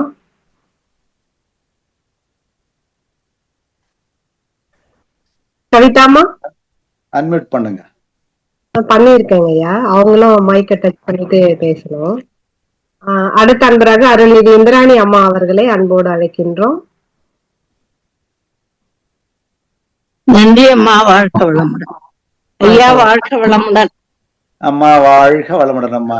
இந்த நாளைக்கு பிறகு மறுபடியும் வந்திருக்கீங்க. வழக்கம் போல உங்களுடைய பேச்சு சுவாரஸ்யமாகவும் பொருள் புரிந்ததாகவும் இருந்தது ஐயா. வேலுண்டு வினை தீர்க்கங்கிற குமரன்கிற பேருக்கு தகுந்த மாதிரி தலைப்பை எடுத்துக்கிட்டு அருமையா விளக்குனீங்க ஐயா. இந்த விளக்கம் என்றென்றைக்கும் மனசுல நிழலாடிக்கிட்டே இருக்கும். அவ்வளவு அருமையா கவியோடவும் பாடல் மகர்ஷியினுடைய கவியோடவும் அத பாடலாகவும் பாடி விளக்குனது அருமையிலும் அருமை ஐயா. எனக்கு ஒரு சந்தேகம், இந்த ஓர்மை, சீர்மை, கூர்மை, நேர்மைன்னு சொல்றோம். இதெல்லாம் இது வருஷப்படி இருக்கு. அதே மாதிரி இந்த வேலும் அகண்டு கடைசியில கூர்மையா இருக்கு. நம்ம அறிவு கூர்மையாகும் போதுதான் நாம இறைநிலையை உணர முடியும்ன்றத பொருள் கொள்ளலாமா ஐயா? அப்படிதான்மா. அறிவு அந்த தண்டு கீழே இருக்கிறது, அந்த வேலுடைய தண்டு நீண்டு இருக்கு இல்லையா, அது மூலாதாரத்தில் இருக்கக்கூடிய அந்த உயிர் சக்தி எழும்பி புருவ மத்தியில வந்து அதுதான் நெற்றி. அந்த அகன்று இருக்கிறது தான் நெற்றி. கூர்மையா இருக்கிறது துரியம். அப்போ கீழே இருந்த உயிர் சக்தியை கொண்டு வந்து இந்த இடத்துல உயிரறிவை உள்ளுணர்வாய் உணரும் போதுதான் நமக்கு அந்த இறைநிலையை நோக்கிய ஒரு வாய்ப்பு கிடைக்கும். அந்த உயிர் தான் தெய்வத்தினுடைய தன்மை இல்லையா? உயிர் இல்லைன்னா நம்ம சவம், உயிர் இருந்தாதான் சிவம், உயிர் இருந்தா சிவம். அந்த உயிரை நாம் உணர்றதுதான் இறைநிலையை உணர்றதுக்கு சமம். அப்படி அந்த உயிரை உள்ளுணர்வாய் இங்க உணரும் போது அப்படியே நாம் உயர்றோம், விரிகிறோம். இங்க வந்து இறைநிலையை நோக்கிய பயணத்திற்கு நாம் துவங்குறோம். இப்படி விரிந்து உயர்ந்து விரிந்து உயர்ந்து விரிந்து உயர்ந்து துரியாதத்துல கரைந்து உறைந்து போகிறோம். அப்படி துரியாதத்துல கரைஞ்சி எப்படி பால்ல தயிர் விட்டா உறைஞ்சி போதோ அது மாதிரி துரியாதத்துல நாம விரிந்து உயர்ந்து கரைந்து உறைந்து போகிறோமோ அதுதான் சிவநிலை. அந்த நிலைக்கு நாம அடையணும். நன்றிங்க ஐயா, வணக்கம். இன்னொன்னுங்க ஐயா, இந்த ஒரு புள்ளியில ஒடுங்கி அகண்டாகாரத்துல விரியுதுங்கிற தத்துவம் நம்முடைய மன அலைச்சூழல் வேகம் கூடுனாதானே ஐயா விரிய முடியும்? அது ஒடுங்கும் போது ஒரு புள்ளியில தானே ஒடுங்க முடியும். அதாவது அத வந்து சித்தாந்தம் வேதாந்தம் சொல்லுவாங்கம்மா. சித்தாந்தம் வேதாந்தம். சித்து என்றால் உயிரை உள்ளுக்குள்ள ஒடுக்கி இறைவனை காணுதல் சித்தாந்தம். ஆமா. இந்த உடலை விட்டு உயிர் மனம் பிரிந்து உயர்ந்து விஸ்வரூபம் எடுத்தது இறைவனை காண்றது வேதாந்தம். அதனாலதான் மகரிஷி நமக்கு வந்து உடலுக்குள்ளேயே தேடுற பயிற்சிகளை தவங்களை கொடுத்திருக்காரு. ஒரு சிலது உடலை விட்டு மனம் வெளியே விரிந்து இறைநிலையாடுறதுக்கு சில தவங்களை கொடுத்திருக்காரு இல்லையாம்மா? ஆகியம், சாந்தி, துரியம், நித்தியானந்தம், பஞ்சேந்திரியம், இதெல்லாம் நம்ம உழுக்குள்ள இருக்கக்கூடிய இறைநிலையை உணர்றதுக்கு கொடுத்திருக்கிற தவங்கள். இந்த உடம்பு விஸ்வரூபம் எடுத்து பழகணும்ன்றதுக்காக துரியாதீதம், இறைநிலை தவம், பஞ்சபோத நகரதவம் கொடுத்து அதன் மூலமாக தெய்வத்தோட இந்த ஜீவாத்மா இணைக்கிறதுக்கு தான் வேதாந்தம்.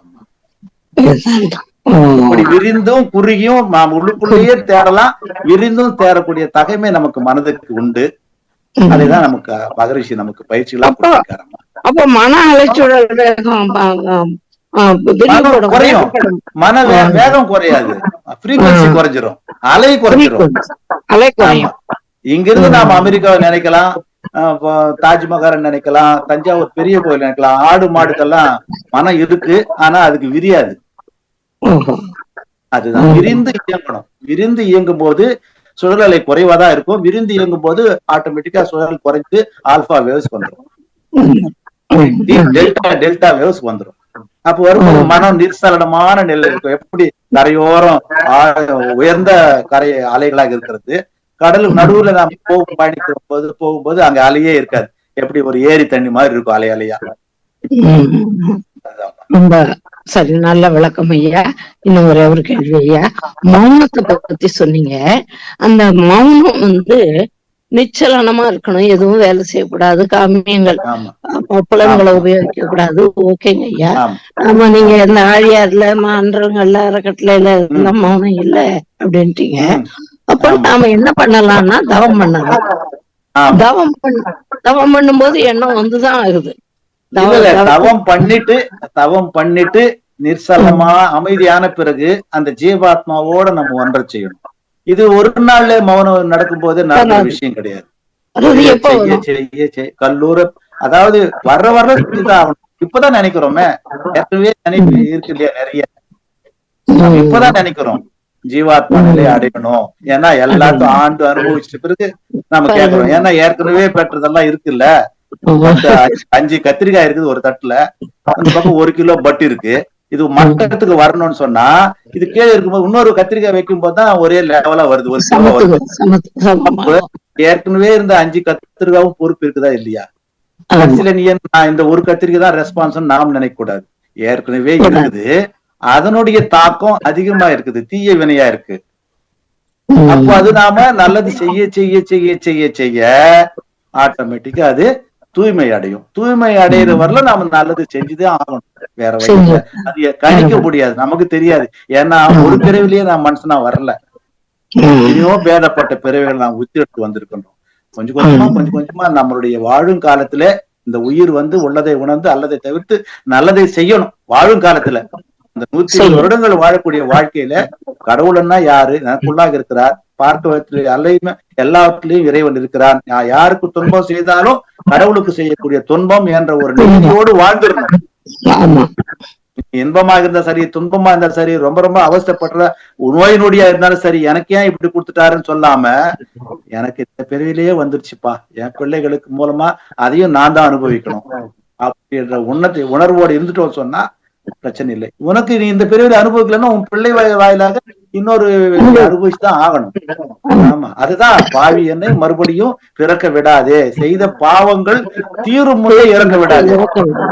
ஒரு அது பாவம் தான் நமக்கு நோயா வர்றது, கலங்கமா வர்றது, குழப்பமா வர்றது, எல்லாம் சிக்கலா வர்றது. ரொம்ப ரொம்ப நன்றிங்க ஐயா, நல்ல விளக்கம். நன்றி, மிக்க நன்றி, வாழ்த்துக்கள் ஐயா. வாழ்க வளமுடன், வாழ்க வளமுடன். நன்றி அம்மா, வாழ்க வளமுடன். நன்றிகள் அம்மா, வாழ்க வளமுடன். அடுத்த அன்பராக ராஜலட்சுமி அம்மா அவர்களை அன்போடு அழைக்கின்றோம். ராஜலட்சுமி அம்மா, நீங்க அன்மியூட் பண்ணிட்டு பேசலாமா? அன்மியூட் கொடுத்திருக்கம்மா.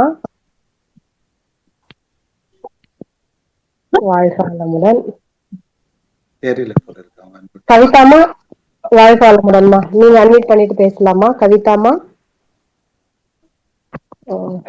நெட்வொர்க் இஷ்யூ போல இருக்கு ஐயா. அடுத்த சாந்தி சுந்தரம் அம்மா அவர்களை அன்போடு அழைக்கின்றோம். வாய்ப்பு தந்தமைக்கு மிக்க நன்றி நாகராணி அம்மா, வாழ்க வளமுடன். ஐயா குமரன் ஐயா, சூப்பருங்க, வாழ்த்துக்கள், வாழ்க வளமுடன். உங்களுடைய இந்த பெயர் கொண்ட ஒரு ஆன்மாவிலிருந்து இந்த ஒரு தலைப்பை எடுத்து கொடுத்தமைக்கு இறைநிலைக்கும் குருவர்களுக்கும் என்னுடைய நன்றிகளை தெரியப்படுத்திக்கிறேங்க. அற்புதமான சிந்தனை, அந்த கரெக்டான அந்த இடத்துல தங்கு தடையின்றி தெளிவான ஒரு நீரோடை போல எங்கெங்க எந்தெந்த கவி கொடுக்கணுமோ அந்த கவி அப்படி நாங்க யோசிக்கிறதுக்கு முன்னாடி அந்த கவி உங்களுக்கு வந்துருச்சு. அது மகரிஷியோட கவியா இருக்கட்டும், திருமூலர், அழுகினி சித்தரோட கவிகளை எல்லாம் எடுத்து நீங்க கொடுத்தமைக்கு மிக்க நன்றிகளை தெரியப்படுத்திக்கிறேங்க. வாழ்க வளமுடன். ஐயா, நீங்க சொன்னீங்க இந்த ஆட்டுக்குட்டி எல்லாம் சாப்பிடுறோம், அதனுடைய தன்மைகள் பதிவுகள் நமக்கு வரும் அப்படின்னு சொல்லும் போது, அதனுடைய தன்மைகள் மட்டும்தானங்கய்யா நமக்கு வரும். அதுக்குதான் பாவம் எதுவுமே இல்லையே. அந்த விலங்கினங்கள் அந்த 5 அறிவு இருக்க வரைக்கும் இறைநிலையோடு ஒன்றிய நிலையில தான் அதனுடைய வாழ்க்கை இருக்குது. இன்னைக்கு ஒரு பத்திரை கொடுத்தோம்னா சொல்றேன்னா, ஆடு, கோழி, காடாங்குருவி இதுதான் சாப்பிடுறோமா? அத மிருகத்தை சாப்பிடுறத புளிய சாப்பிடுறோமா? இல்ல இல்ல இல்ல. பின்ன விலங்கினங்கள் பிற உயிரை வளம் பதித்து சாப்பிடக்கூடிய விலங்கினங்களுக்கு சாப்பிடும் போதுதான் அந்த இது அப்படியே வருது. அதான் ஐயா சொல்றாங்க, பறித்து உண்ணுதல், கொல்லுதல், அதனுடைய சுதந்திரத்தை பறித்தல், 3 விஷயங்கள் சொல்லுவாங்க. ஆமா ஆமா, அது உதாரணமா கொடுத்திருக்காரு. நாம யார சுதந்திரத்துக்கு எடுத்தாலும் நம்ம பதிவா வரும். இரண்டாவதுங்க ஐயா, நம்ம சொல்லுங்க. இரண்டாவது மகரிஷிட்ட நாங்க அப்ப சற்று முன்பு அம்மா கிருபாநிதி அம்மா கேட்ட மாதிரி, அதாவது நமக்கு எல்லாமே கிடைச்சிருச்சா, அப்படின்னு நம்ம கிடைக்கிறோம். நம்ம வந்து முக்தி நிலை அடைஞ்சிட்டோமா அப்படின்னு கிடைக்கிறோம். அப்ப மகான் சொன்னாங்க, எல்லோரும் அதை நோக்கி நானும் தான் முயற்சி செய்து கொண்டிருக்கிறேன் அப்படின்னு சொல்லிடுறாங்க. அடுத்த வார்த்தை சொன்னாங்க, ஆமாங்க, அடுத்த வார்த்தை சொன்னாங்க, உள்ளத்திலே களங்கம், இது வாழ்க்கையிலே சிக்கல், கதை இது உலக கடவுள்னா என்ன குழப்பம் எல்லாமே சொல்லிட்டு அடுத்து ஒரு வார்த்தை மணிமுத்தாக சொன்னாங்க, ஐயா, அப்படி நீங்கள் முக்தி நிலை அடைந்து விட்டால் நீங்கள் நினைப்பதுதான் நடக்கும், நடப்பதைத்தான் நீங்க நினைப்பீர்கள் அப்படின்னு சொன்னாங்கய்யா. அந்த ஒரு மாத காலத்திலேயே மகான் மழை பெய்யக்கூடாதுன்னு நினைச்சாருங்கய்யா. நாங்கெல்லாம் அங்க இருக்கோம் ஆலியார்ல, கருக்குமுன் இருக்கு, மழை பெய்யலைங்கய்யா. நாங்கெல்லாம் கிளம்பின பிறகுதான் மழை பெஞ்சிச்சுங்கய்யா. அப்ப அந்த மகானுக்கு எவ்வளவு ஒரு அடக்கு நிலை மனசுக்குள்ள இருந்தால் நானும் தான் முயற்சி செஞ்சுக்கிட்டு இருக்கேன் அப்படின்னு சொல்லும் போது நாமெல்லாம் எம்மாத்திரம். அதுதான் சொல்றேன், கட்டுறது கைமண்ணளவு, கல்லாதது உலகளவு. யாருக்கு? நமக்கு இல்ல, அவ்வைக்குங்கயா. ரெண்டாவது நீங்க சொன்ன மாதிரி மௌனத்திற்கு சூப்பரான விளக்கம் கொடுத்தீங்கயா. எனக்கும் இந்த கேள்வி எழுந்தது உண்டு. அதாவது மௌனத்தப்ப எதுக்கு நமக்கு ஸ்பீச் கொடுக்குறாங்க, நமக்கு ஏன் நம்ம அந்த இதை பண்றோம் அப்படிலாம் நினைக்கிறப்ப அந்த நினைவுகளை எல்லாமே எடுத்து எடுத்து ஆராய்ந்து அதை கழிப்பதற்காகத்தான் மகான் இந்த மாதிரி ஒரு தன்மையை நமக்கு கொடுத்திருக்காங்க. எந்த ஒரு நினைவும் அடக்கி வைத்தால் அது சொல்லுவாருமா மகரிஷி. பஞ்சபோத நவரத்துல பாத்தீங்கன்னா ஒவ்வொரு கோளு பத்தி சொல்லும் போது ஒரு கோள் வந்து மெய் உணர்வு, ஒரு கோள் வந்து மெய் விளக்கம், ஒரு கோள் வந்து மெய் அறிவு. புரியுதா? மெய் அறிவு, மெய் விளக்கம், மெய் உணர்வு எல்லாம் ஒண்ணுன்னு நினைச்சிருக்கோம் நம்ம. மெய் விளக்கம் தெரியாம, மெய் அறிவு தெரியாம, இப்ப என்னை பத்தி நீங்க தெரிஞ்சுக்கணும்னா விமர்சனம் பண்ணாதான், என்னை பத்தி சொன்னாதான் உங்களுக்கு தெரிஞ்சுக்கணும் யாரு எந்த ஊரு அப்படின்றத. புரியுதுங்களா? அப்படி மகரிஷி எல்லாத்தையும் கொடுக்குறாரு. அப்படி ஒவ்வொன்றையும் நாம் தெரிஞ்சுக்கிட்டாதான் இறை உணர்வு பெற முடியும் அப்படின்னு சொல்றாரு. அபயா சொன்ன மாதிரி கட்டுறது கையளவு தான், இனிமேல் கல்லாளது உலகளவு இருக்கு. யாருக்கு கையளவுன்ற நானு? ஔவைக்கு. நமக்கு வந்து சிட்டிக்கு கூட கிடையாது. புரியுதா? நம்ம ஔவைக்கு இருக்கிறோமா? இல்லைங்க. பின்ன ஔவைக்கே கையளவுனா நமக்கெல்லாம் ஒரு தூசு கூட கிடையாதுன்ற கட்டுறது. நம்ம நினைக்கிறோம் நான் எம்பில், நான் பிஹெச்டி, நான் டாக்டர் அப்படின்னு நினைக்கிறோம். ஐயா நான் துணை பேராசிரியர், நான் பேராசிரியர் ஆயிட்டேன் அப்படிலாம் சொல்றாங்க இல்லையா? அதுதான் சொல்றேன். அதுங்கய்யா. ரெண்டாவது அடிக்கடி என் மனதில் ஏற்கக்கூடிய அந்த கவியை நீங்க சொல்லிட்டே இருந்தீங்க, அது யார் எழுதுறதுன்னு தெரியல. பாவி நான் மீண்டும் பிறக்காது இருக்க வேண்டும், என் பாவங்கள் நான் இறக்காது இருக்க வேண்டும். பாவி என்னை மறுபடியும் பிறக்க. இது வந்து அடிக்கடிக்கு இவர் சொல்லுவார், நம்மளுடைய சொத்தவெளி பேராசிரியர். நம்மளுடைய யார் தெரியுமா? வேத சுப்பையா. வேத சுப்பையாவா? வாழ்க்கை. அவர் வந்து சொத்தவெளி பேராசிரியர் தான் கூப்பிடுவோம். ஏன்னா அவர் கருப்பு, அவரு தெய்வத்தினுடைய அம்சம். அவரு இந்த வார்த்தையை அடிக்கடி சொல்வார் அவரு. இது எந்த சித்தர் எழுதுனதுன்னு எனக்கு தெரியலைங்க, நானும் ஆராய்ச்சி செய்து பாக்குறேன். சொல்றேம்மா, நான் ஒரு முறை கேட்டு சொல்றேன். கண்டிப்பாங்க. சிறப்பான ஒரு வார்த்தை சொல்லுங்க. அதான் பாவி என்னை மறுபடியும் பிறக்க விடாதுன்றது சூப்பரா. நான் பாவி நான் மீண்டும் பிறக்காது இருக்க வேண்டும், என் பாவங்கள் தீரும் வரை நான் இறக்காது இருக்க வேண்டும். அதுக்குதான் மகரிஷி ஃபர்ஸ்ட் நீலாயில் கொடுத்துட்டாங்க. கொடுத்துட்டாரு. எதுக்கு? What ever baby. அதாவது அறமோ மற்றும் அளித்த பதவி அனைத்தும் கொடுத்துட்டாரு எல்லாருக்கும். ஆமா, பிரம்மத்தை கொடுத்துட்டு பிறகு அதுக்காக பயந்து பிரம்மஞானியா வாழணும்னு நினைக்கிறதுக்காக கொடுத்துட்டாங்க. ரொம்ப அற்புதம். இந்த உங்களுடைய அருட்பணி சிறக்க இந்த சகோதரியின் அன்பு வாழ்த்துக்களும் வணக்கங்களும் ஐயா. நன்றிகள். நீங்க எந்த ஊரம்மா? நீங்க பெரியகுளம் சாந்தி சுந்தரம் ஐயா. வாழ்க வளமுடன். மகிழ்ச்சி. வாழ்க வளமுடன் அம்மா. வாய்ப்பு தந்ததுக்கு மிக்க நகைச்சியுமா. நன்றி அம்மா. வாழ்க வளமுடன். அடுத்த அன்பராக திவ்யா யுவரசன் அவர்களை அன்போடு அழைக்கின்றோம். ஐயா வாழ்க வளமுடன். வாழ்க வளமுடன் ஐயா. சொல்லுங்க. ஒரு சின்ன ஒரு சந்தேகத்துக்கு சொல்லலாண்டுங்க ஐயா. ஐயா இப்ப மகரிஷி என்ன சொல்லியிருக்குன்னா, இறைவெளி வெட்ட வெளியில வந்து சூழ்ந்தழுத்த மாற்றல் இருக்கு. சூழ்ந்தழுத்த மாற்றல் காரணத்தால இறைத்துகள் உண்டாகி, இறைத்துகள் கூடி விண்ணு உண்டாகி, விண்ணிலிருந்து மத்த பஞ்சபூதம்லாம் வந்ததுங்க ஐயா. இப்ப என்ன சந்தேகம்னாக்கா, வெட்ட வெளியில இருக்க சூழ்ந்தழுத்த மாற்றல் எப்படி வந்ததுன்ற விளக்கம் மட்டும், அது எப்படி வந்ததுன்னு தெரியலைங்க ஐயா, சொன்னீங்க. அதாவது இப்போ ஒரு டிராப் தண்ணி குழாயில ஒரு டிராப் விழுது, ஒரே ஒரு டிராப் விழுது, அது எப்படி இருக்கு?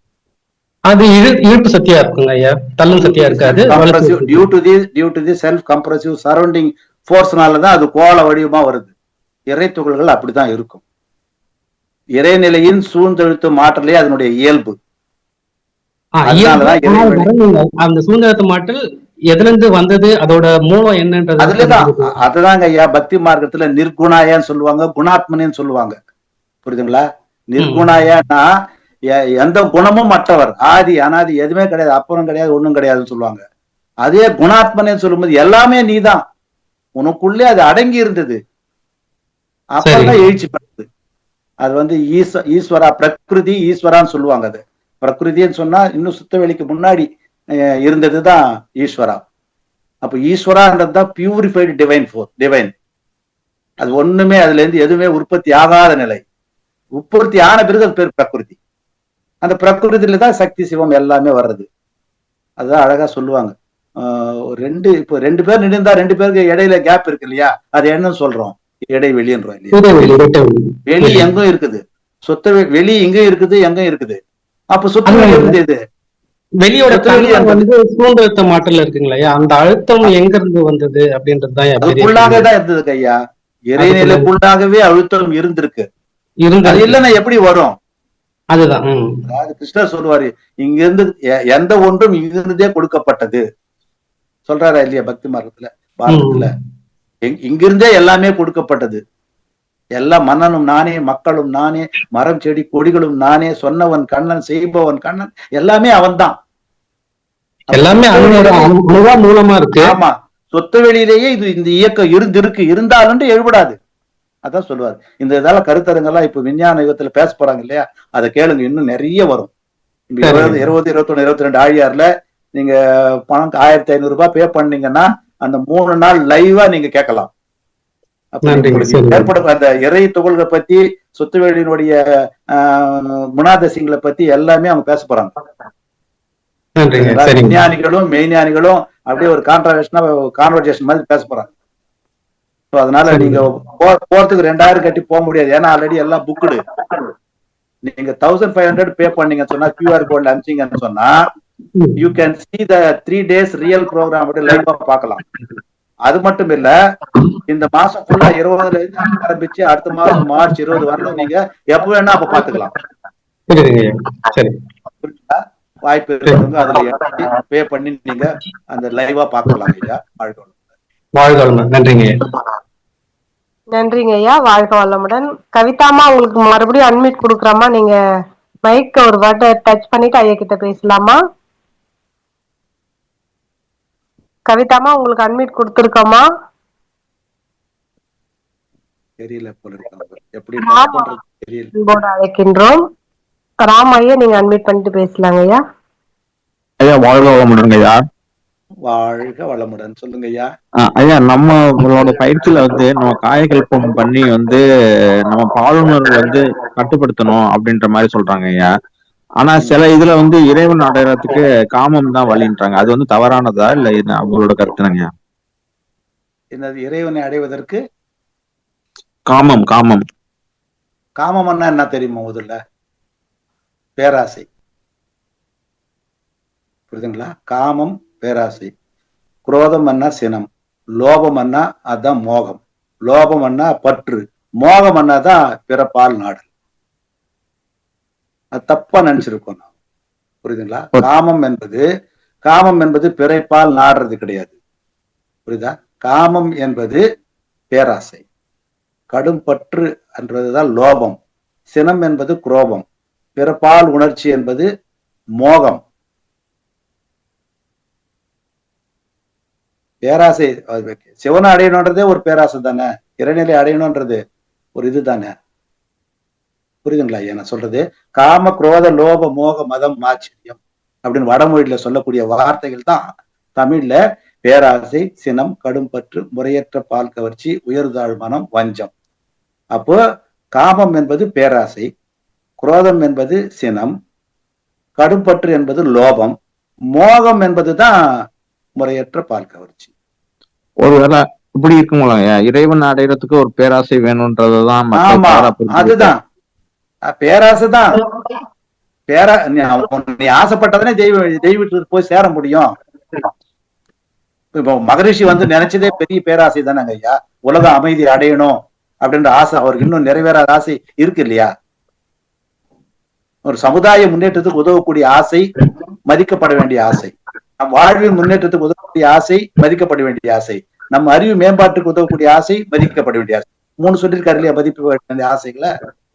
அப்ப இறைவனை அடையிறது ஒரு பெரிய ஆசை தானே, அததான் காமம் அப்படின்னு சொல்லியிருக்காங்க. நான் நினைக்கிறேன், எனக்கு தெரிஞ்சது அதுதாங்க ஐயா. காமம் என்றது நம்ம தப்பா புரிஞ்சுக்கிட்டோம். பிறப்பால் நாடல் தான் காமம், அது கிடையாது. மோகம் தான் அது, முறையற்ற பால் கவர்ச்சி.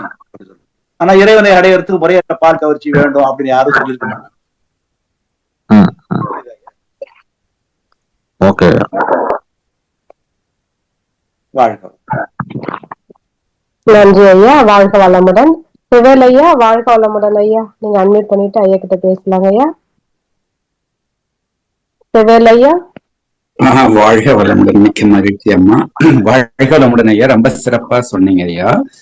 அந்த முருகன் நீங்க இப்ப விநாயகருக்கு எப்படிங்க ஐயா, அந்த பஞ்சபூதங்கள் தான் விநாயகரா? அந்த முருகனுக்கு சொன்னீங்க காந்த பிராணம், நம்ம மூலாதாரத்துல வந்து அந்த வேல் வருது, ஆகனையில வந்து அது பெருசாகுது, அந்த கூர்மையா துரியத்துல அதுன்னு சொல்றீங்க. அந்த அந்த காந்தம் தான் கந்தனாங்களா ஐயா? இப்ப எதுக்கு? அதனாலதான் வந்து இப்ப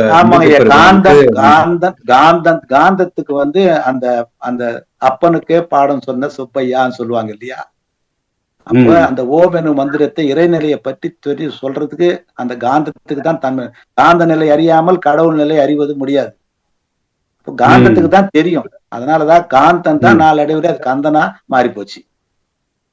கந்த கடவுள். சரிங்க சரிங்க. அது அப்புறம் ஐயா, அதுல ஏன் நம்ம காலிலாம் எதுக்கு இருக்குது ஐயா? அந்த காலிலாம் இருக்கு. அதே மாதிரி அந்த நீங்க 5 குதிரைகள் வச்சு ஓட்டுறாங்களா, அதனுடைய பொருள் நீக்கங்க நாங்க ஐயா. காளி என்றது அதாவது மந்திர அபியாசம் மூலமாக ஒரு சில ருத்ரகாளி பத்ரகாளின் தீய வினை செய்யறவங்களுக்கு அதுக்காக ஒரு சிலை வடிவத்தை கொண்டு அதன் மூலம் வணங்க செய்ததுங்க ஐயா. பக்தி மார்க்கத்துல வந்து நீ எதை நினைக்கிறாயோ அதுவாகவே மாறக்கடுவான்னு சொல்லுவாங்க. எத்பாவம் தத்பவதி. அப்போ நான் எனக்கு நல்ல படிப்பு வேணும் அப்படின்னு யாராவது சரஸ்வதியை பார்த்தோமா, யாராவது மகாலட்சுமியை பார்த்தோமா, யாராவது பார்த்திருக்கோம்ல? இல்லையா? அவங்களா உருவப்படுத்திக்கிறது. எனக்கு ஒரு புஸ்தகம் மாதிரி, ஒரு வேணை மாதிரி, வெள்ள பியூரிஃபைட் ட்ரெஸ்ல இருக்கிற மாதிரி ஒரு சிலையை நாம பாவனை பண்ணி அதை நாம கொடுக்குற மாதிரி படிப்பு மாதிரி பண்ணதான் சரஸ்வதி. அதே மாதிரி மகாலட்சுமி என்ன கொடுப்பாங்க? பொண்ணும் பொருளும் கொடுப்பாங்க. அவங்க ஒரு பெரிய பொன் கூடத்துல எல்லா காயின்ஸ் பண்ற மாதிரி நாமளா பாவனை பண்ணி கற்பனை பண்ணி எழுதி வச்ச ஒரு யந்திரம் தான் அந்த சிலை ஐயா. அதுக்குண்டான மந்திரங்கள் சொல்லும் போது சில வைப்ரேஷன்ஸ் நம்ம உடம்புல ஏற்படும். அந்த வைப்ரேஷன் மூலமாக உயிர் சக்திகள் இயங்கும். அப்போ நினைச்ச காரியம் நடக்கும். இதுதான். இது நல்லதும் நடக்கிறது உண்டு மந்திரங்கள், கெட்டதும் நடக்கிறது உண்டு மந்திரங்கள்ல. அது எதை நினைச்சு நீ உருவகப்படுத்தி நீ நினைக்கிறாயோ அதுவாகவே மாறுறதுதாங்க ஐயா. பொய்யின்றி மெய்யோடு நெய் கொண்டு போனால் ஐயனை நீ காணலாம். சபரிமலையில பொய்யின்றி மெய்யோடு, மெய்யன்னா இந்த உடம்போடு, பொய் இல்லாத உடம்போடு நெய் ஐயனை நீ காணலாம். நாம லோப மோகம் மதம் மாச்சரியம் சொல்லக்கூடிய 6 தீய குணங்கள், தான் என்ற அதிகாரப்பற்று, தனது என்ற பொருள் பற்று, அதே மாதிரி இந்த பஞ்சமா பாத்திரங்கள் இதெல்லாம் ஒழிச்சுட்டு அந்த 18 படி தாண்டி போனா நீ ஐயனை காணலாம். ஐயப்பனையா இந்த புலன்களை எல்லாம் ஆளக்கூடிய அந்த தெய்வ நிலையை நாம் கர்த்தத்துவமசி அப்படின்னு போட்டிருப்பாங்க. இதுதான் பக்தி மார்க்கத்துல எல்லாம் சொல்லப்பட்டிருக்காங்க. அதை நம்ம விளக்க தெரிஞ்சுக்கிட்டு ஞான மார்க்கத்துக்கு வர்றதுக்கு மகிழ்ச்சி. ரொம்ப சிறப்பு ஐயா, ரொம்ப சிறப்பா சொன்னீங்க. அந்த வேல் வந்து இல்லையா, கரெக்டா உங்க பேருக்கும் குமரன் பேருக்கும் உகந்ததா தலைப்பு எடுத்திருக்கீங்க. நல்லது, ரொம்ப சிறப்பா இருக்கு. ரொம்ப நாள் அதாவது இப்ப எங்க பார்த்தாலும் முருகர் ட்ரெண்ட் ஆயிடுச்சுங்க ஐயா. இப்ப முருகர் ட்ரெண்ட் ஆயிடுச்சு. நீங்க அதுக்காக தான் நாம ஆமா நிறைய இடத்துல அந்த பாடல் எல்லாம் நல்ல ஒரு இனிமையான பாடல்லாம் பழசிருந்தது. இப்போ வந்து இந்த காலத்துக்கு ஏத்த மாதிரி சின்ன பசங்க பாடுறாங்க, அழகா பாடுறாங்க. அது முருகர் ட்ரெண்ட் ஆயிடுச்சு. நிறைய பேர் கோயிலுக்கு போறாங்க. ஆனால் இது விளக்கம் நமக்கு தெரியும், எதுக்காக போறோம் புரிஞ்சுக்கணும். நாம ஏதோ சும்மா அங்க போயிட்டு அங்க ஒரு பியூஸ் பில் இருக்காருன்னா நிறைய பேருக்கு இருக்கிறது இல்ல. அப்போ அதை பத்தி புரிஞ்சுக்கணும், அறிவு இருக்கணும். அது அறிவு கண்டி நம்ம அழகா செயல்பட்டு ஆழ்ந்து அகன்று கூர்ந்து செயல்பட்டு சொன்னா நாம தெய்வ நிலையை நோக்கி பயணத்திற்கு வெகு காலம் பிடிக்காது அப்படின்னு தெரிஞ்சுக்கிறதுக்குதான் அந்த தலைப்பு நான் எடுத்தேன். எவனோ ஐயா வந்து பாவ பதிவுகளை போக்க வழிகள் எவை அப்படின்னு எடுத்து பேசுங்க அப்படின்னாரு. அப்புறம் தான் நான் போட்டார் போஸ்டரு. அப்புறம் நான் ரிக்வெஸ்ட் பண்ண, ஐயா வினைகள் தீர்க்க, அதாவது வேலுண்டு வினை தீர்க்க அப்படின்ற இதுல போடுங்க ஐயா. வேல் என்பது அறிவு, வினைகள் என்பது பதிவு ஐயா. அது தீர்க்கிறதுக்கு எப்படி வேல் உதவுது அப்படின்னு விளக்கத்தை சொல்லி கொடுக்குறேன்னு சொன்னா ஓகே அப்படின்னாரு. அதுதாங்க ஐயா. ரொம்ப சிறப்பு ஐயா. ரொம்ப எளிமையாவும் நல்ல சிறப்பாக இருந்தது. மிக்க மகிழ்ச்சி. அதுமாதிரிதான் எளிமையா தான் பேசுனீங்க. ரொம்ப எல்லாரும் ஏற்றுக்கொள்ள அளவுக்கு இந்த எளிமை தான் ரொம்ப முக்கியம். ரொம்ப நல்லதுங்க ஐயா. மிக்க மகிழ்ச்சி. வாழ்க வளமுடன் ஐயா. வாழ்க வளமுடன். வாழ்க வளமுடன். நன்றிகள் ஐயா. நிறைவான அன்பராக லட்சுமணன் காந்திமதி ஐயா அவர்களை அன்போடு அழைக்கின்றோம். வாழ்க வளமுடன்மா. நன்றிங்கம்மா ஐயா. உரையும் சரி, கேள்வியும் சரி, மிக மிக ரொம்ப சிறப்பா இருந்ததுங்க ஐயா. அதாவது ஒவ்வொரு கேள்வி கேட்கலாம்னு சொல்றப்ப ஒவ்வொரு சகோதர சகோதரி கேட்கக்கூடிய கேள்விக்கு பதில் வந்துகிட்டே இருக்கு. நம்ம அதாவது அமைதியை தேடி கோயிலுக்கு போயிட்டு இருக்கிறோம். ஆனா எல்லாமே நம்மகிட்ட இருக்குன்னு சொல்லக்கூடிய விஷயத்த பாக்குறப்ப எவ்வளவு விஷயங்கள் நம்மகிட்டே மறைஞ்சிருக்குங்கிறது தெரியுதுங்க ஐயா. ஐயா, அப்புறம் இப்போ ஒரு குடும்பத்துல ஒரு 5 பேர் இருக்கோம் அப்படின்னா ஒவ்வொரு பிள்ளைகளுக்கும் ஒவ்வொரு விதமான கஷ்டங்கள், அதாவது நீங்க சொன்னீங்க இல்லையா, அதாவது என்னன்னா உடல்ல நோய், உள்ளத்துல கலக்கம், இந்த மாதிரி இருக்க அவங்களுடைய வினைகளோட இது பண்றாங்க. அப்படி 5 பேருக்கும் ஈக்குவலஸா இல்லாம ஒருத்தருக்கு அதிகமாகவும் ஒருத்தருக்கு கம்மியாகவும் அந்த மாதிரி எல்லாம் வர்றதுக்கு, ஆனா பட் அதிகமா இருக்கிறவங்க இந்த பிரிவில் அவங்க நல்லதுதான் செய்யறாங்க. பட் அவங்களுக்கு உடல்ல நோயும் உள்ளத்துல கலக்கம் அந்த மாதிரி எல்லாம் வர்றதுக்கு இது எப்படிங்க ஐயா நம்ம வேறுபடுத்தி பாக்குறது? இல்ல இவங்களுக்கு கரு உருவாகும் போது பெற்றோருடைய மனநிலை எப்படி இருக்கோ அதுக்கு ஏற்ற மாதிரி பதிவுகள் அமுங்க ஐயா. தந்தை தாய் ஈருயிர் ஒன்று சேர்ந்து தழைத்ததொரு உடலாய் உலகில் வந்தோம். அந்த ஈருயிர் வினைகள் ஒன்று சேரும் போது என்ன இருக்குதோ அவங்க என்ன நினைக்கிறாங்க அதுதான் நமக்கு பதிவா வர்றதுங்க. அதனாலதான் ஒரு வீட்டுல நல்ல ஒரு IAS ஆபீஸரா இருப்பாரு, ஒரு வீட்டுல அதுல இன்னொரு பையன் விவசாயியா இருப்பாரு, இன்னொருத்தர் நல்ல ஒரு ஒண்ணுமே இல்லாம இருப்பாங்க. அந்த மனோநிலையை பொறுத்து தாங்க கரு உருவாகும். அதனாலதான் நம்ம திருமணமான அன்னைக்கே நம்ம அந்த முதலிரவு வைக்கிறது கூட நிறைய, அதாவது முதல் குழந்தை விட ஒரு 5 வருஷம் கழிச்சு பிறக்கிற குழந்தை அறிவாட்சித்தனம் மிக்கவனா இருப்பான். ஏன்னா 2 பேருக்கு மத்தியில அண்டர்ஸ்டாண்டிங் நல்லா இருக்கும். புரியுதுங்களா? இதுதாங்க ஐயா காரணம், வேற ஒண்ணும் இல்லைங்க ஐயா. அந்த பதிவு வரலன்னா அதுதான் காரணம். சரிங்க, இப்ப எல்லாம் தெரிஞ்சுக்கிட்டோம். இத நம்ம அதுல இருந்து கஷ்டத்துல இருந்து வெளியில வரணும், இனிமேட்டு பதிவுகள் இல்லாம கொண்டு போகணும், வாழ்க்கை நிம்மதியான ஒரு பீஸ்ஃபுல் கொண்டு போகணும் அப்படின்னா நம்ம பிராயச்சித்தம் தேடணும். இப்ப அதாவது உதாரணத்துக்கு ஒருத்தர் வீட்டுல அவங்க அப்பா அம்மா அவங்களுடைய சகோதரரை மோசம் பண்ணிருப்பாரு. புரியுதா? ஏதோ ஒரு மோசம் பண்ணிருப்பாரு. அது 2 தலைமுறைக்கு அப்புறம் பையனுக்கு தெரிஞ்சு போகுது, நம்மளுடைய அப்பா சித்தப்பாவை ஏமாத்திட்டாரு. புரியுதா? தெரிய வருது. அப்போ அதுக்கு அவர் என்ன பண்ணுவாரு, சரி அப்பா மூலம் வந்த அந்த சொத்தை என் சித்தப்பா பசங்களுக்கும் கொடுக்கணும் அப்படின்னு நினைச்சு உணர்ந்து அதை டிஸ்ட்ரிபியூட் பண்ணிட்டானா குறையும். இப்படிதான் உணர்ந்து திருத்துதல். மேல் பதிவு போட்டுக்கிறது. எப்படி ஒரு பாட்டு கேட்டு கேட்டு கேட்டு கேட்டு நமக்கு வெறுப்பாய் போது அது இன்னொரு வேற பதிவு பண்ணிக்கிறோம் இல்லையா? அது மாதிரி தீய பதிவுகளா இருக்கிறது தப்பு நடந்து போச்சு, அதை நான் வேற மாதிரியே பிராயச்சித்தம் தேடணும் அப்படின்னா மேல் பதிவு போட்டுக்கிறது. சிறப்புங்க ஐயா. ஐயா, அப்ப இந்த கருத்தரங்க சொன்னீங்க இல்லையா, அது எப்படிங்க நம்ம இது QR கோடு வாங்கி நம்ம பண்ணணும்? அது இன்விடேஷன் வந்திருக்கு, அன்பொழியில இருக்குதுங்க ஐயா. ஒவ்வொரு அறக்கட்டளைக்கும் இன்விடேஷன் அமைச்சிருக்காங்க. அந்த இன்விடேஷன்லயே QR கோடு இருக்கு. Okay okay. அந்த QR கோடை நீங்க ஸ்கேன் பண்ணி அனுப்பிச்சீங்கன்னா you can pay the 1500 rupees. அது பண்ணிட்டீங்கன்னா அந்த 3 days நீங்க லைவா பாத்துக்கலாம். உங்களுக்கு அந்த லிங்க் வந்துடும், பாஸ்வேர்டு கொடுத்துருவாங்க, நீங்க மட்டும் தான் பார்க்க முடியும். அப்புறம் அந்த 3 நாள் நீங்க லைவா பார்க்க முடியலன்னா என்டையர் 1 month அப்படியே இருக்கும். மற்ற நாள்ல கூட நீங்க பாத்துக்கலாம். இப்ப இந்த நிகழ்ச்சி எல்லாம் இருக்குது இல்லைங்கய்யா, ஸ்கை யோகால எப்போதுமே பாக்குறோம் இல்லைங்களா, 11 to 12 போடுறது, அது அந்த மாதிரி அதை பார்க்க முடியாதுங்களையா? முடியாதுங்கய்யா. அது பெரிய விஷயம். அது அதாவது IT ஃபீல்ட்ல பெரிய செலவு பண்ணி பண்றாங்க. சரி சரிங்க சரிங்க. மேபி வரலாம், ஒரு 4 மாசம் கழிச்சு யூடியூப்ல வரலாம். இது அதனாலதான் எல்லாரும் இப்ப கிட்டத்தட்ட 800-900 பேர் அங்க போய் இன்னைக்கு குவியறாங்க. சரிங்க. புரியுதுங்களா? சோ அது அங்க இடமே இல்லாதனால எல்லாருக்குமே பாக்கணும் அப்படின்னு ஒவ்வொரு அறக்கட்டிலேயே பே பண்ணிட்டு நம்ம எப்படி கிரிக்கெட் பாக்குறோம், பெரிய ஸ்கிரீனை வச்சுட்டு எல்லாரும் உட்கார்ந்து ஒரு மாதிரி பாக்குறோம். அது மாதிரி நிறைய பேரு அறக்கட்டில பணம் கட்டிட்டு அவங்க இதுலயே பாக்குறவங்க ஏற்பாடு பண்ணிருக்காங்க. டைமிங் ஐயா இதேதான் டைமிங் ஐயா? சேம் டைம் இது அதாவது டைமிங் கொடுத்துருக்காங்க ஐயா. அதுல காலையில 10 மணில இருந்து சாயந்தரம் 4 மணி வரலங்க ஐயா. 3 days. Okay okay okay. எந்த அறக்கட்டளைங்க ஐயா? எந்த ஊருங்க ஐயா நீங்க? இப்ப நாங்க சென்னையில இருக்குங்க ஐயா. சைதாப்பேட்டை பண்றோங்க ஐயா. சென்னை சைதாப்பேட்டை மூலமா நீங்க அந்த அறக்கட்டளைக்கு இன்விடேஷன் வந்திருக்கும். சரி அதுல வந்து நீங்க QR கோடு இருக்கு. அது வந்து நீங்க அன்பொழியில கூட போட்டிருப்பாங்க. நீங்க யாராவது கேட்டா கூட நான் சொல்லி அது பதிவிட சொல்றேன். அந்த QR ஸ்கேன் பண்ணி நீங்க கேட்டுக்கலாங்க ஐயா. சரிங்க, வாழ்க வளமுடன் ஐயா. மிக்க நன்றிங்க ஐயா. அம்மா நன்றிங்க அம்மா. வாழ்க வளமுடன்மா. நன்றிங்க ஐயா. வாழ்க வளமுடன். வாழ்க வளமுடன் ஐயா.